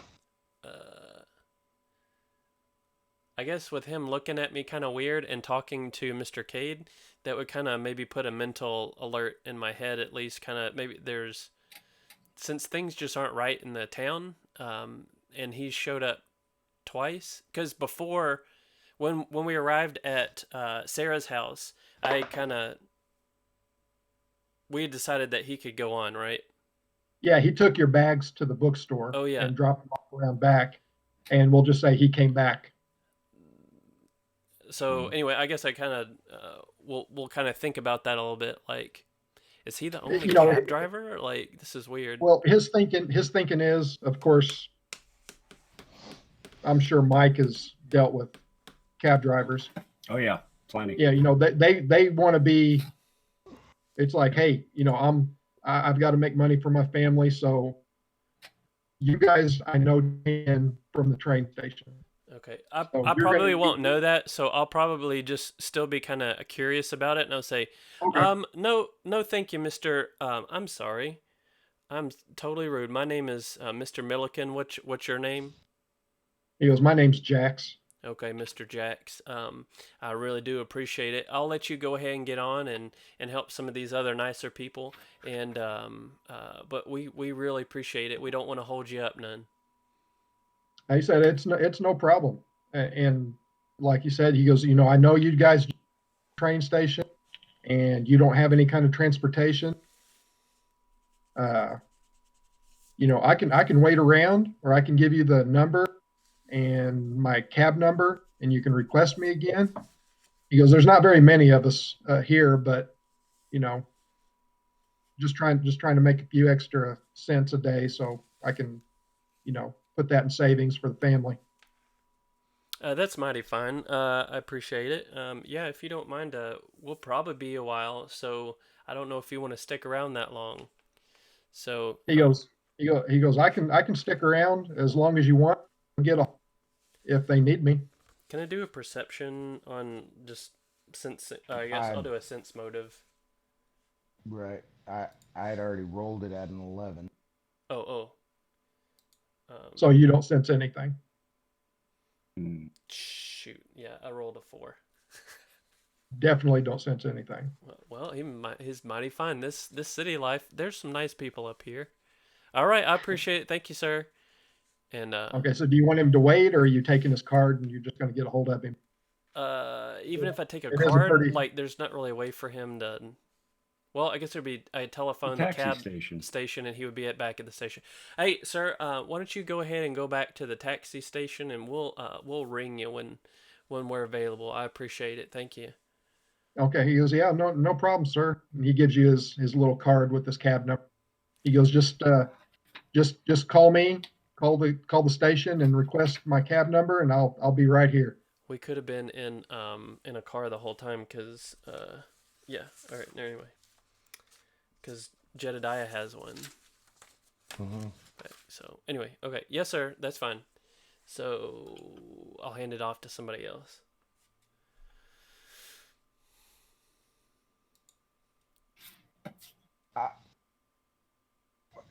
Yes. I'm a little bit lost as to what we're doing at the university. Like, what are we looking for? So she had a I mean, I understand she's office, probably right? got an office here. Yeah, she's got office here. Well, right. We just don't have anything to go on necessarily, other than just getting more information, right?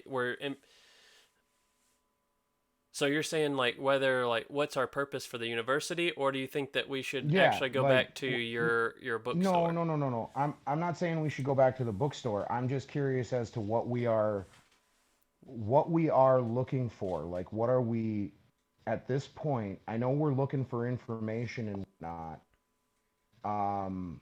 I'm just curious as to, well, I mean, we just go find her office and do a good old search check and see what the heck's going on, I suppose. But yeah, I would think so. Because that might, I don't know, give us some more information there. Because I mean, I don't know, we don't have a whole lot to go off of, or really anywhere to go, and this is kind of what I mean, we have two paths to really take here. It's one is to figure out more about the lore and what's going on behind this, and then one to find about more about her. It's Right. just And we've got no potential suspects so far. So I suppose, yeah, going to the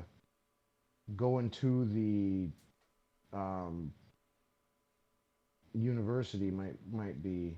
And also give more social opportunities. So if we show up or something, and if word has gotten around this way, just see, I don't know, people or things is basically kind of what we're looking for, I think. Yeah. Fair. I was just curious as to what we were trying to accomplish. no, it's a good train of thought. Mrs. Longfield, where would, if you met up with Miss Sarah, where would y'all have gone when y'all came here to the university? Do you remember if she had an order of Darling, business for the day? Yeah, she in office. We should go where she stayed. Wasn't the best office, but it was fine. We should head there and see what we can find. That's my 2 cents or Okay. 1 cent. That's mighty fine. And I guess as we're walking and stuff, I guess things not being right about Kingsport, I would at least be aware from now on kind of people that I'm kind of seeing and interacting with. So as we walk. So at a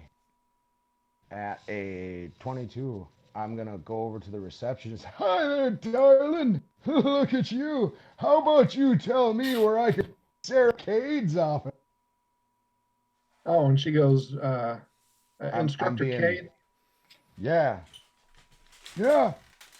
Yeah, she hasn't been in several days, but her office is on the second floor, up by the medical suite. She had a small office up there. Her what are they called? TAs? No. Teacher's You said, assistant or something? Yeah. She says, well, her TA might be up there and might be able to help you out. Ma'am, excuse me, I don't mean to interrupt, but do you remember the last time that you saw Mrs. Longfield? It's been about 3 or 4 days. And are you here most of the day anyway to see whether Miss Longfield has been around or not, or is that something that you would know? Yeah, I work from about 7 to 5 every day, Monday through Friday, and I haven't seen Miss Cade in several days. Mm-hmm. And this wouldn't be over the weekend. This would be during the middle of the week, correct, ma'am? Yes. Okay.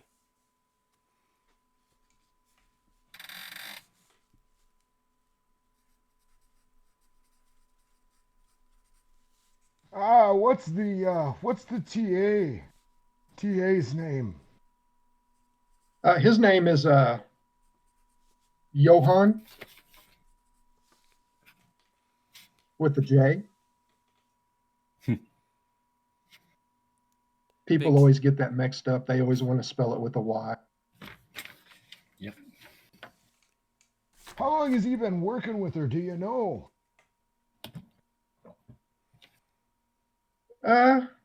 Well, he's in his 3rd year, so maybe 2 years. So who are you, by the way? Who are you people? Oh, don't you worry about that. We're just here to find Mrs. Cade. We gotta pick up her stuff. She's moving to New York. So we're just here to pick up stuff. She's already gone. It's no big thing. And at a 31 bluff check. That's a nat 20 plus my 11. Oh, well, there you go. She is bluffed, severely bluffed. So bluffed, Fantastic. Whiplash.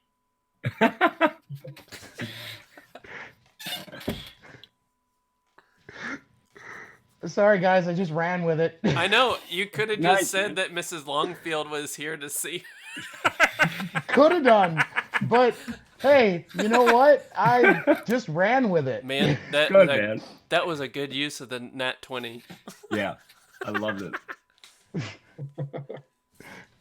Could have done, but hey, now if we leave with boxes full of stuff, she's not going to ask any questions. True. Yeah. Smart. The heck out of here, cat. That's my dice. Damn kitty.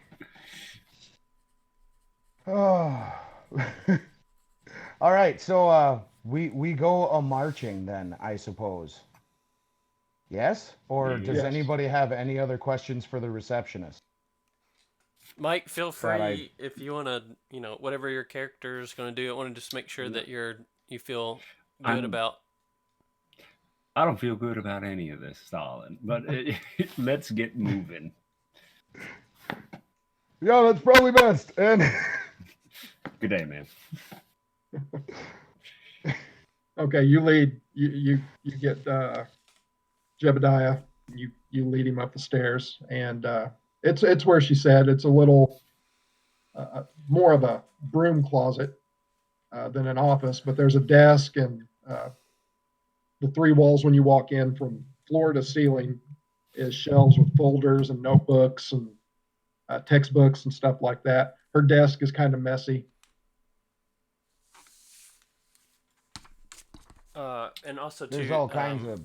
a note for everybody. I think we've got about 30 minutes left. Is that right? Yep. Yeah. Okay. Thank you. Yep. All right. So we're in the office. Things are disheveled or like normally messy.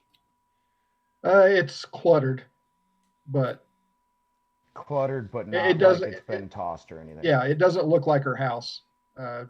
If you were to guess, this would be out of characteristic from her house to her office, because she kept like a meticulous house, but her office is, got papers and stuff stacked up, and it's not neat. Do I notice the TA? Is the TA around at all? No. Okay. I don't know if this would be something that. Anyway, I'll just bring it up. Mrs. Longfield, I do kind of notice some things from time to time, but I remember that Miss Sarah, Miss Cade, had a pretty nice house, and well, maybe it's just all the researching, but I think she might be a little bit of a slob at work. What do you think? Yeah, understand what you're saying, sir, but some people are like that. I'm a slob at work, and my house is meticulous as well, and the people do it the other way around. It's just human nature, I think. Yes, ma'am. Does it seem out of character from Sarah, since y'all been friends? No, work is work. It's messy. It's a messy job we do. Okay, and you don't want to think about it? No, not at all. I'm just giving you the chance to roll if you think that you want to look into that. If it's not anything, then don't worry about it. No, let's roll. Let's roll with it. Literally. Question is, what am I rolling with? D20. Well, yes, thanks. Gather information, maybe? Yeah, that's psychoanalyst, maybe. Well, and this would also be something that she would know, right? No. Let's do gather. I have +5 for that. Okay. 6. Bummer, dude. Yeah.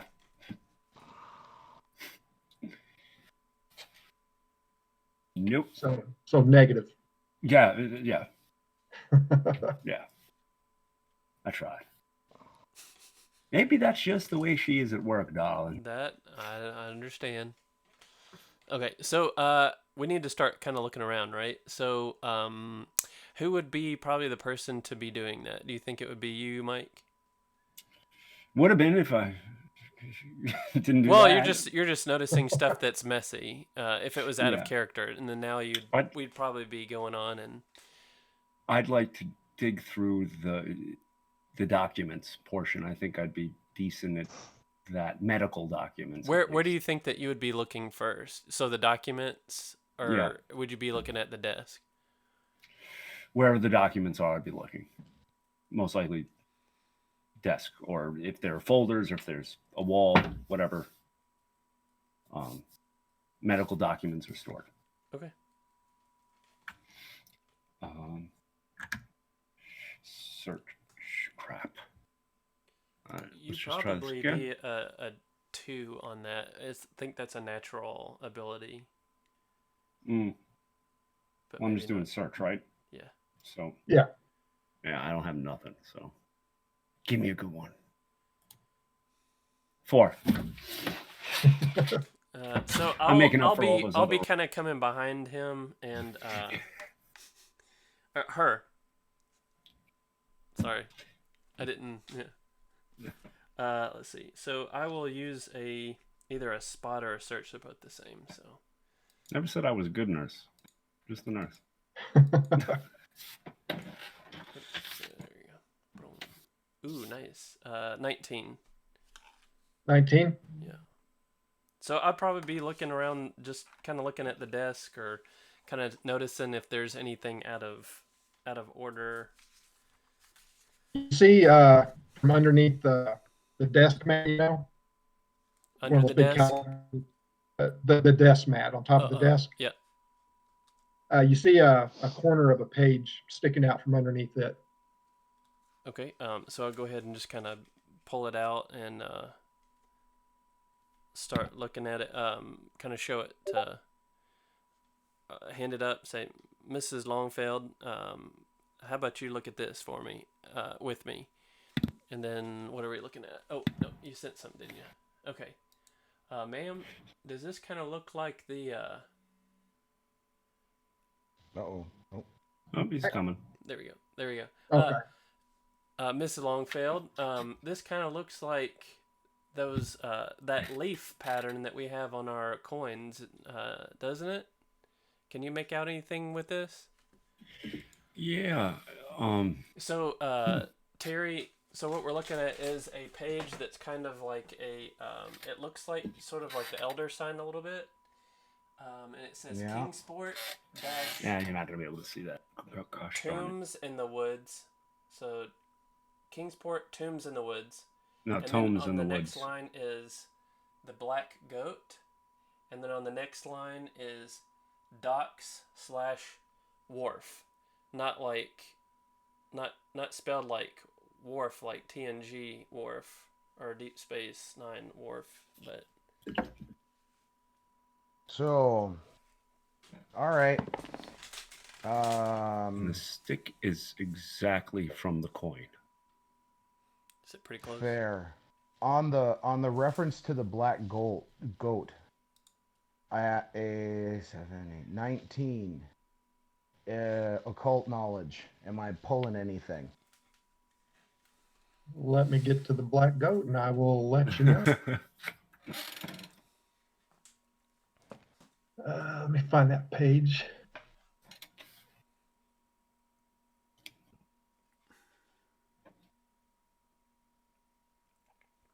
And then we've got what was it? It said forest and Tomes in the Woods, the Yeah, Black Goat, and docks/wharf. Mm-hmm. let's see. Tomes in the Woods, Black Goat. So this is a port. This is a port town too. So Yeah. we would obviously know that would that there would be. Do we docks have any or something on the map? Is there any woods called out? Bob, what did you? So the last. Because I'm not seeing any. The last map that you sent. I'm looking as well. I don't see. There's a box and it says something like CO. Yeah, coroner. Oh, corner. Okay, I hope it wasn't like Corona.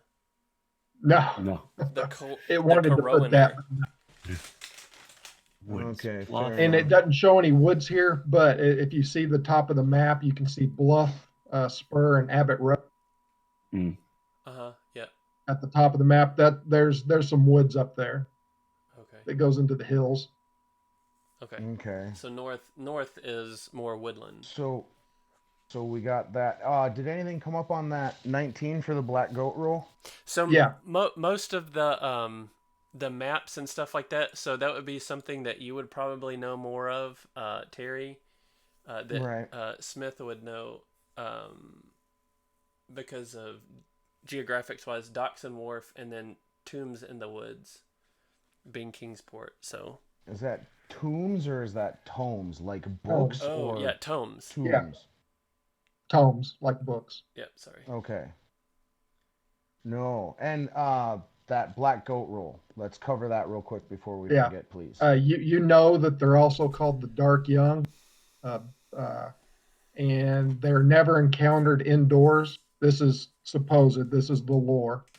And they prefer natural surroundings. They typically lurk in dark groves or guard the last remnants of the forest against interlopers. Ah, yeah. Outdoorsy. Okay.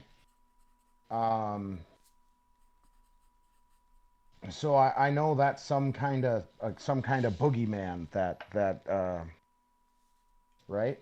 Is Yeah. what I'm gathering? Okay. Yeah. All right, fair enough. So I'm going. So the Dark Young, they're outdoorsy. Usually like defending nature, right? Yeah. From interlopers.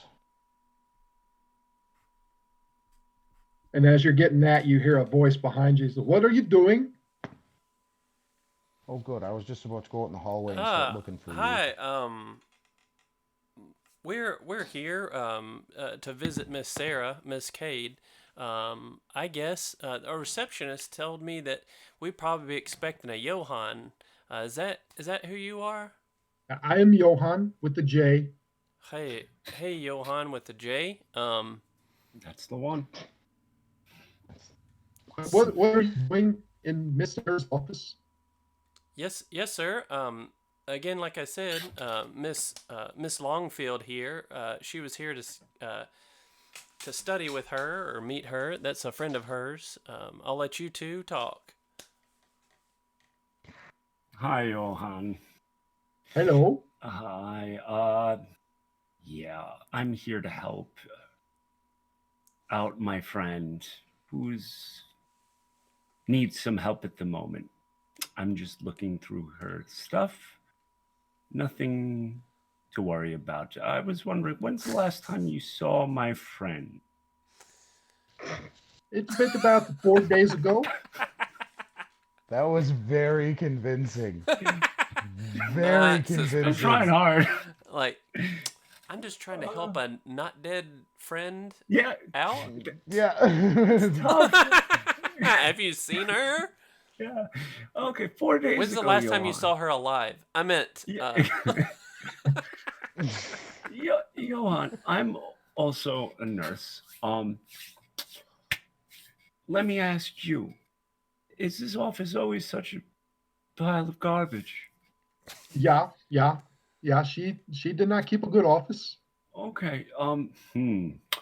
Well, Johan, we are looking for some things out of the ordinary. She asked me to look through her office and just find some odds and ends. Do you know of any spots where she could have hidden anything? No, not right off the top of my head. Okay. Who has the paper? Not me.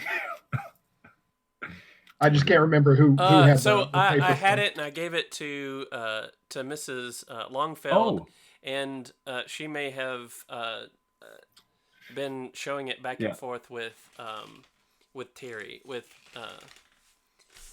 Mr. Jeb, Mr. Smith. Okay, and Johan points and he goes, "What is that? What do you have?" Paper, Johan. There's lots of it here. This is just paper. Is Jedediah giving me anything on a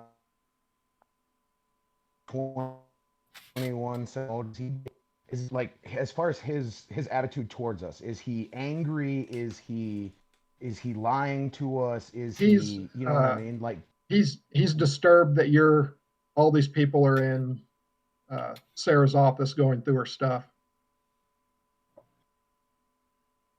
okay. And so Jebediah, you've got the paper?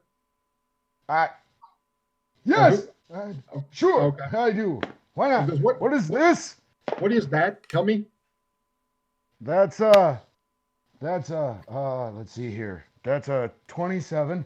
And this is my medications list. I need to keep this. And I shake it violently so he can't possibly read it as I'm bluffing my ass off at Okay. a 27. This is just my medications. We were going over it in the books here because we've got all this stuff to go through. It's totally fine. We're just trying to help Sarah find a thing, and I just was talking to my nurse friend here about my medication and whatnot, and while we were waiting for Nathaniel here to do the Nathaniel thing. Oh, Okay, yeah, I and forgot we've got the agent with us. Oh yeah. Yeah.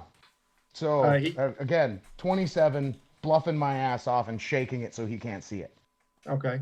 Johan looks at you and he says, "Give me that paper."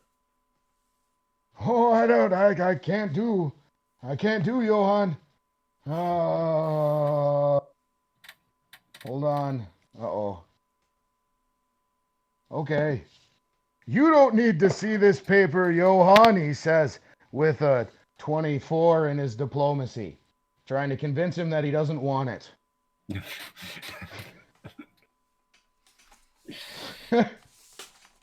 Hey, I keep trying to use my mouse here.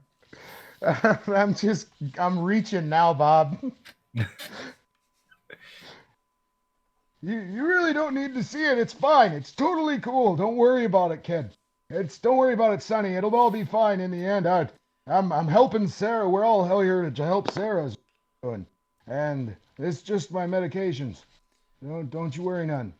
And yeah, so Maybe I'm trying you could to mention the Spanish flu, and you might your medications for your Spanish flu, and maybe that'll deter them. Because that was the That'll plague. deter 'em That was from- the plague of the time. Yeah. That's a valid point. Which one is the D10? Is it the- you should have a man. D10. Is it the fourth one? You One, should have two, a yes, Oh. fourth. yeah, Okay. and you should have the column there at the top. It should be D4, D6, D8, D10. Yeah. Okay. I keep hitting. Roll that one. Now. Throw. Is he buying it, Bob? Bob's got a 2 and a 1. I can see. Yeah, I got a 21. Oh, So, crap. no, but he does look at you and realizes that he's outnumbered and he's not going to get what he wants. And he puts his hands out in front of him and goes through some little motions. And all of a sudden, the room is filled with a really thick fog. Ah, fuck. Oh, shoot. And you hear footsteps running away. Okay, so Is it like? Is it? No, it it's just not like visual? poison or anything. Okay. It's just a fog, okay, so like regular fog. what the fuck? Yeah, that's No, what the fog? what the fog. What the fog? Okay, so He's gone? Yeah, you hear him he's running running away. and this fog is So- bellowing out through the door into the hallway. What is Yeah. What is the agent doing? Is he just kind of in there, or is he? I would think that if something like that happened, he would probably pursue. That's what I was just about to say. I was about to say I'm going for it. Mm. No, I'm chasing his ass down. 79-year-old. Yeah, how about Yeah, 79-year-old with a dexterity score of 10 is gonna chase his ass down the hallway with his stick. Oh, get back here, you damn kid! Hopefully they didn't wax the floor. So whether the rest of you follow me or not, that's fine. I'm chasing the kid. So what? I'm assuming Johan has something to do with this at this point. well, yeah. All right. So whether you guys chase me, because more than likely any one of you is going to be faster than me and be able to catch him. Nope. Nope, not on that roll. I'm running out the door chasing him. Okay, I'll probably be doing that, but I'm curious to know if we know if what Cade's. He's tagging along at this point. Okay. Yeah, I think we're all going after him. Okay. At this point. So what do we do? We chase him and try to hit him with a stick. That's what we do. Or paper cut Club with him. Paper. Exactly. I've got a knife. Better than paper. And I have a walking stick. So Can when you do attach you the knife to the walking stick when do like you a choose spear? to? What would we run? What would we roll this way to on run? the stick. Yes. With it. Not this way. What's that, Chris? What would we roll to run, or for pursuit? Yeah. Well, since you're in a fog, do an acrobatics check. Oh, Acrobatics? I don't have acrobatics. I don't have that buddy. either. Balance? Is that what you're looking for? Oh, well, since you can't see beyond 5 feet and you don't know if you're going to run into anything. Yeah. Escape artist? Ar- Because we just don't have acrobatics, Bob. Yeah, You we don't don't have have acrobatics. No. No. Nobody's got that. We got. Well, it's not even on a my skill. What is in your skills? What's the A's? Praise and Animal animal athletics empathy. and appraise. Is there athletics? No. No. No. There on the There's abilities balance, side, climb. there's a strength, dexterity, constitution, intelligence, wisdom, and charisma, but I don't know what that. Let's do a dexterity check then. Well, I straight got it. up dex check. Yeah, straight up dex. And that's a 20. Okay. I'm going to keep my roll, which is a 5. 15. Wow. 17. That's So my Aaron rolled a dex 5? Score 0. I got a 15. Okay. So everybody who rolled above a 15, you make it out without tripping over everything, and you hear a clatter from the back of the room where Aaron has. Well, let me see if I can do it. I'm going to do it too, since For Cade, you do hear a clatter. we rose to see what was the matter.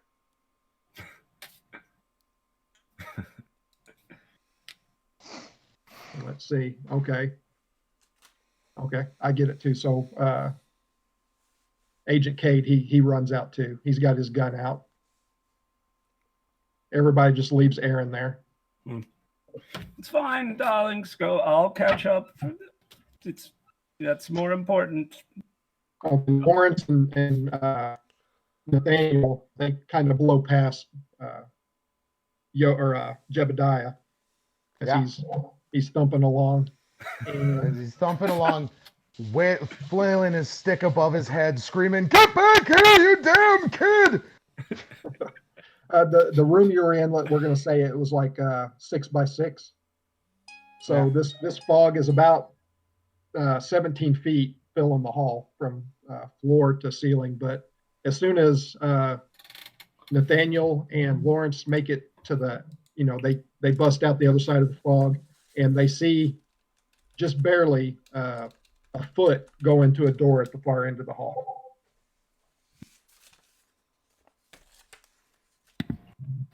I would be chasing in pursuit to go towards that door. So. Okay. As you go in the door, you see 2 people. One person, it's a thin woman dressed in a robe. She's kneeling down before a candle, and there's a big symbol on the floor, and she's chanting. And there's a shimmering, almost like a Stargate type of portal. That's what it looks like, kind of wavery and water. And Johann, we'll call him Johann, he jumps through this and it disappears. The woman's still there. Yeah, the woman stands up and grabs a knife and holds it over her head and then just plunges it into her neck, cuts her own throat. Do any of the players have a chance to try to stop her? I mean, I know No. I don't. No. No? Okay, fair No. enough. I'm fine with saying I know I don't. I was wondering if the other two, the I'm two still that were tripped. there. I'm still Well, yeah, getting you up. are, but You're just bringing up the rear end. Okay. I'd Yeah, probably. yeah. Well, I'm sure you've passed me by now. Huddled next to you, like. You've ran past me as I'm running down I the run. hall. I run up to the woman. I run over to the woman and I guess put my hand on whatever her wound is, and yell for Mrs. Longfield. Coming, darling. Yeah, I can tell you there ain't gonna be no saving it. She has cut her throat so far that you can actually see her spine through the front of her throat. That's a stuck pig. Wow. But Aaron, roll a medicine check. Yep. Let's see. Doing great with these rolls. Come on, buddy. 13 plus 13. 22. Okay, Plus great. 1 for the book. Oh well, he hasn't had a chance to actually sit Yeah. down for an hour and Oh, study that that's yet. right. The 21. But he more than passes it. You notice, and the wound looks as clean as it did on Sarah. Even for her to jab it in her own throat and cut across, you would think it would be jagged, but it is clean. Is the knife still there? Yeah, it's laying there on the floor. Okay. That's something I Grab it. want to take. I'm gonna pick it up off the man. floor. Okay. When you pick it up, you get like an icky feeling. I mean, you just walked into a room with a woman with her throat slashed, and the knife still has blood on it. You really don't have a chance to study it all that much. But Agent Cade goes, man, we got to get out of here. He goes, we do not want the police, especially you. You don't want the police coming in here. You being on the murder scene 2 times within 2 hours. He goes, nah. And he actually picks up a phone off the desk and dials the number and requests that taxi driver. He goes, you've got less than a minute to get here. He goes, get here now. Slams the phone down. He goes, let's roll. Quick question. If I wanted to try to look at that thing, the thing on the floor, because I'm assuming they've done all their stuff, and then I walked around the corner. If I want to look at the whatever that drawing is on the floor and remember what it is and what it looks like, what would I roll? It's going to be a bigger roll because there's actual body on the symbol, and her blood is kind of leaked out all over. It's going to be hard to figure out what it is. Yeah, you can roll it, but the DC is going to be high. And you can do an occult roll. You can do occult. An occult roll? Yeah. Okay. So plus 17. So you rolled 17? Sure did. That was the total? That's the total, sir. Okay. The symbol is there's so much blood and everything, you really don't get a good look at it before it's too late to find out what it is. Okay. Yeah. Well, then let's motor. Before you're rushed out. Yeah. So with that, I'll probably. Well.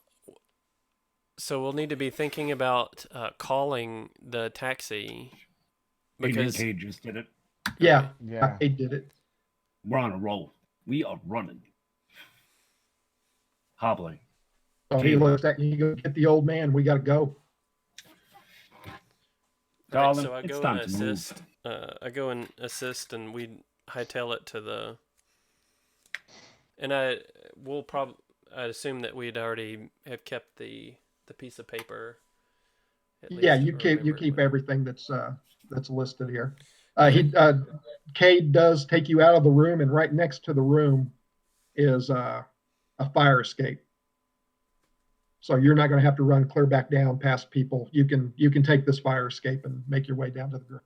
Okay, so I'll probably ask Mr. Cade and myself will probably help carry Mr. Smith down, since we're going quickly down the stairs. Okay. Yeah, each of you, I guess, can have him under the arm. And you're. Oh, geez. Oh, God. What a hell. And we go down the stairs. And whatnot. Okay, you hear the taxi pull up, and you hear the screeching of the wheels, and he's actually out and has the door open for you, and he's just like looking up, because when Nathaniel called, he could tell he got the call directly, so he could tell that there was some tension or some drama going on. So he was in the area, didn't really leave because he thought you might be calling him or hoping that you would call him. So you guys rush down there. Yeah, you rush down there. You throw Jebediah in the back seat. And we all get in, and he drives off. So where are we going?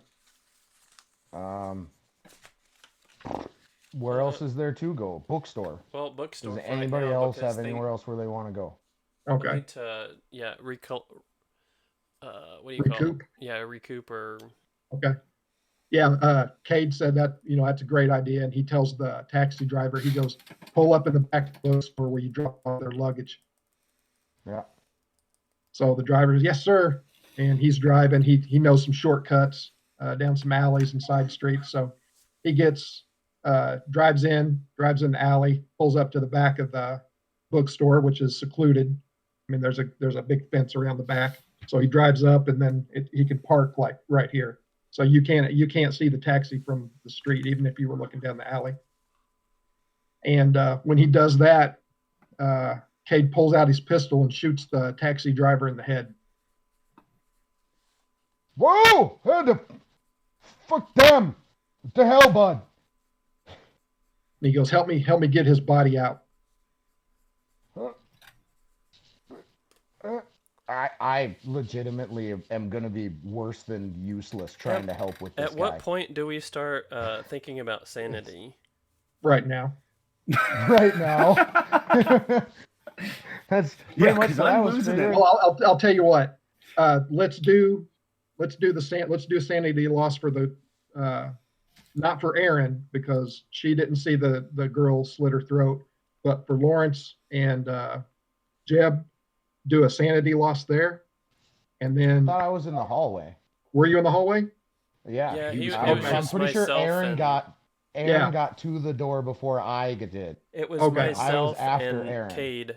Yeah, Cade? it was okay. Yeah. So yeah, do a sanity check. It's going to be we'll do 1d4.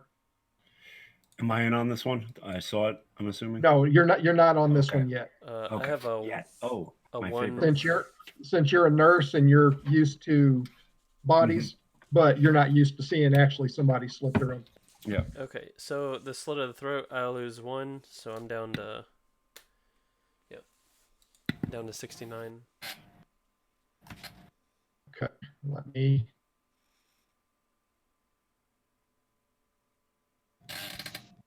Oh, well, I rolled a 4. Don't disregard that 11. So, where's my pen? I got to keep track of that. 4 right out the gate. And then this dude just plugged the guy. Just blow. Yeah. Now, right in front of everybody. Right in front of God and all of us. What am I rolling? For Aaron and Jebediah, it's going to be a 1d4, but you're going to take full sanity. Lawrence, you're going to take half because you were just exposed to that girl, slitting her throat. So you're still kind of in shock. Okay. So I took 4 sanity damages. Yeah. Okay. I'm taking 4 too, or the roll? Roll it. 3.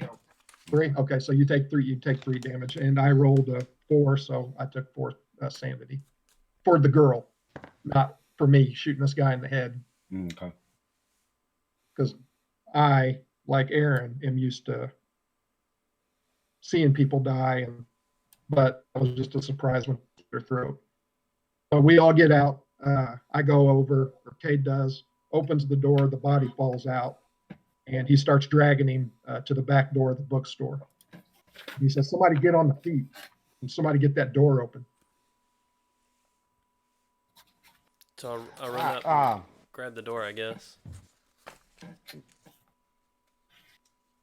Well, I would assume Yeah. A, the door's locked. Yeah, it is locked, and you have the key. Yep. Okay. Well, then I open the door. Okay. And I You know, listen, Cade, why would you shoot the man? What the hell, Cade? What'd you shoot the man for?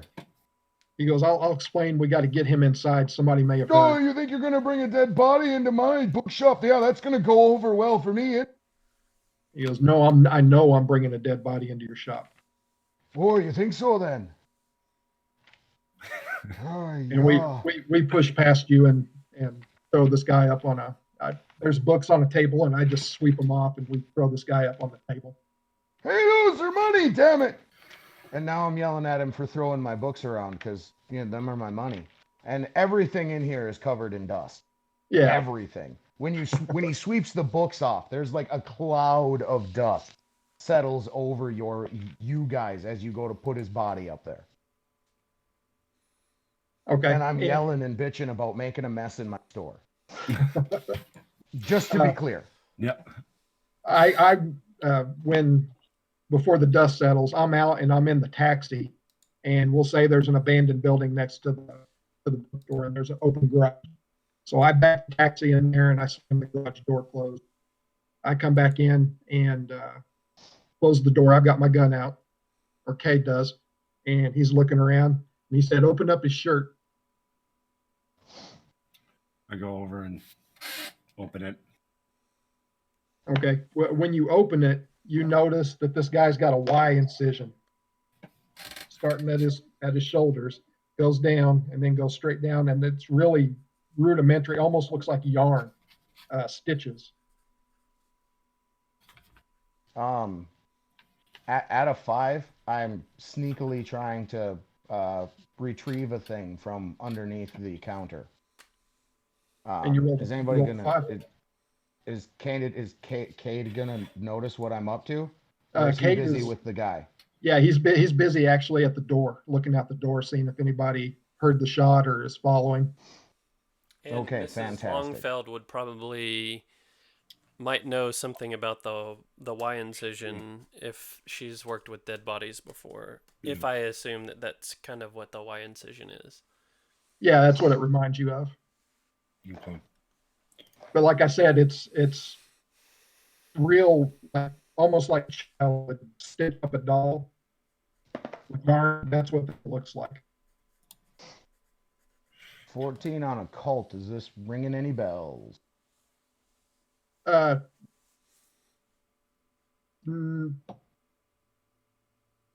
If you're familiar with the occult and you see dead bodies, you know that this is from it's like an autopsy, where they autopsy you and slice you open and look at your innards and stuff. Okay. So everybody's probably pretty much got that. It's like, you know, this guy, there's something seriously wrong here. And when Cade, he kind of glanced back and he goes, cut him open, cut those stitches. Well, darling, I'm qualified. And I pick up, I guess, a pair of scissors and crudely cut him open. When you cut him open, you notice first that the wounds are still open. There's no blood or anything when you put the knife in, but the stitches cut real easy, almost as if they were like dry rotted or something.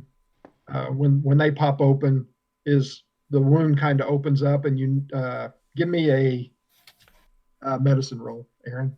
Okay.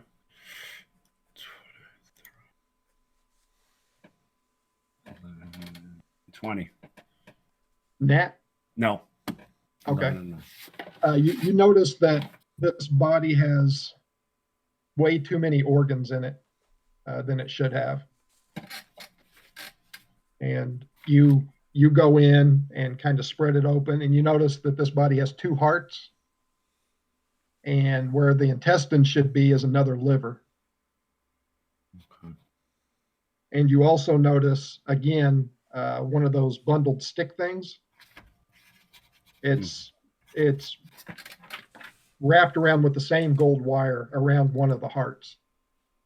But what's weird is this guy's got 2 hearts, but it's not sewed in. It's actually You don't know.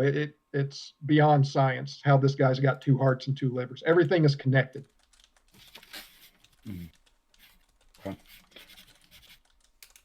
I make that known to everyone, explaining how unusual this is.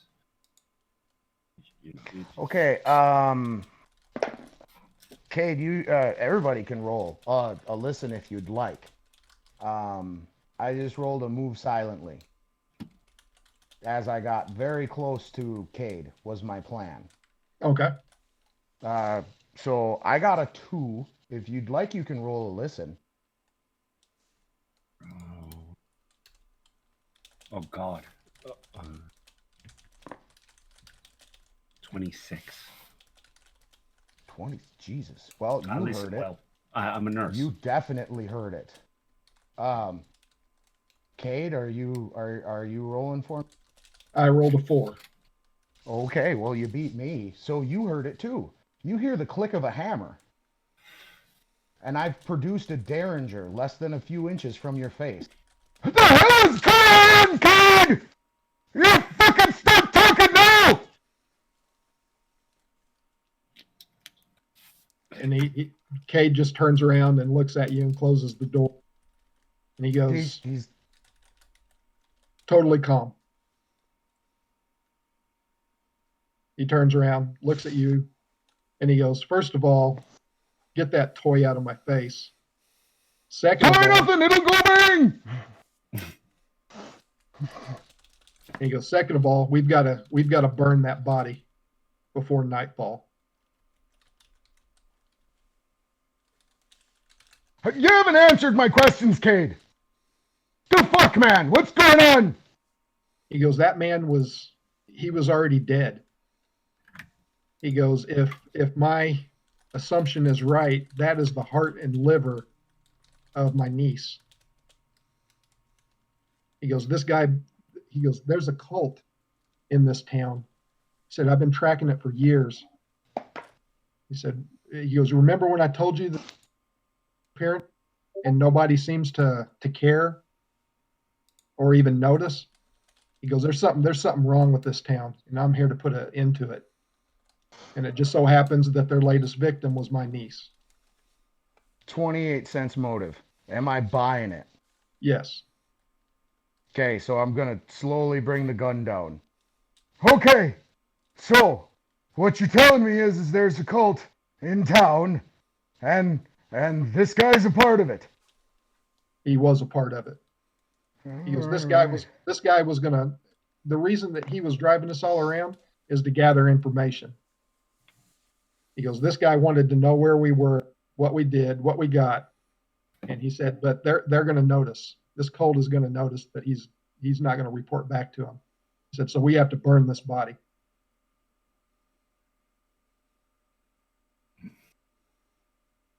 And he said, we don't even have to do it. We don't even have to do it all at once. And he goes over, reaches in and cuts out both those hearts. One he throws into a bucket, and the other one he's got in his hands, and he just lays it in the bucket. Anybody else got anywhere to go with this?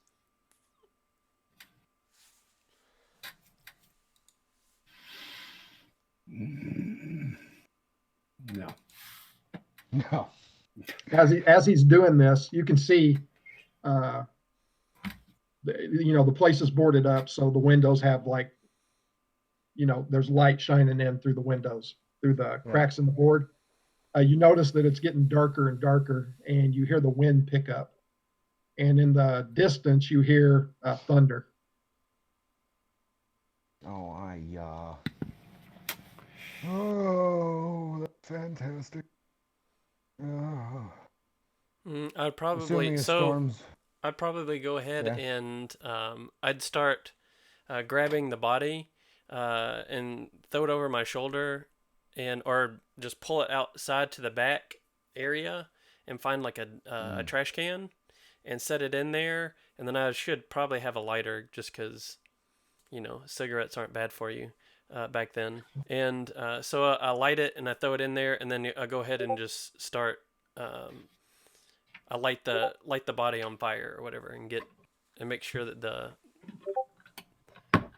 yeah, you find one of those big dumpsters, and when you throw the body in and light it, it catches almost immediately, but it's not like a regular fire. It's like natural gas. This body goes up just like that, and all that's left are a few rags of what he was wearing. There's no trace of this guy, but you do notice like I said, it's getting darker and darker. It's almost midnight dark. You hear almost a pop sound, and then you hear another one, and it's like pop, pop, pop, pop, pop, pop. And you turn around and you're looking out towards the street, and you can see these figures. They just appear, and they're dressed in dark robes with a red line across the chest. You can't see anything. Even the robes, the hoods they wear, there's no eye holes. And they're just standing there, and they're looking at you. And I guess it's time for Chris to do his panel. Yeah. All right, guys. We appreciate it. Thank you, guys. Thanks, Bob.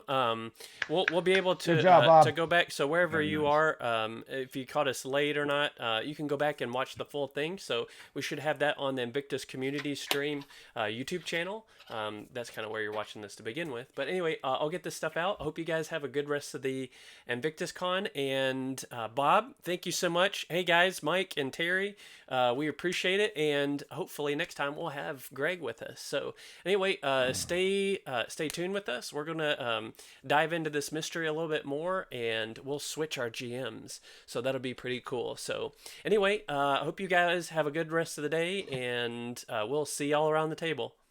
Oh, wait, one more time, or one. Yeah. MVP.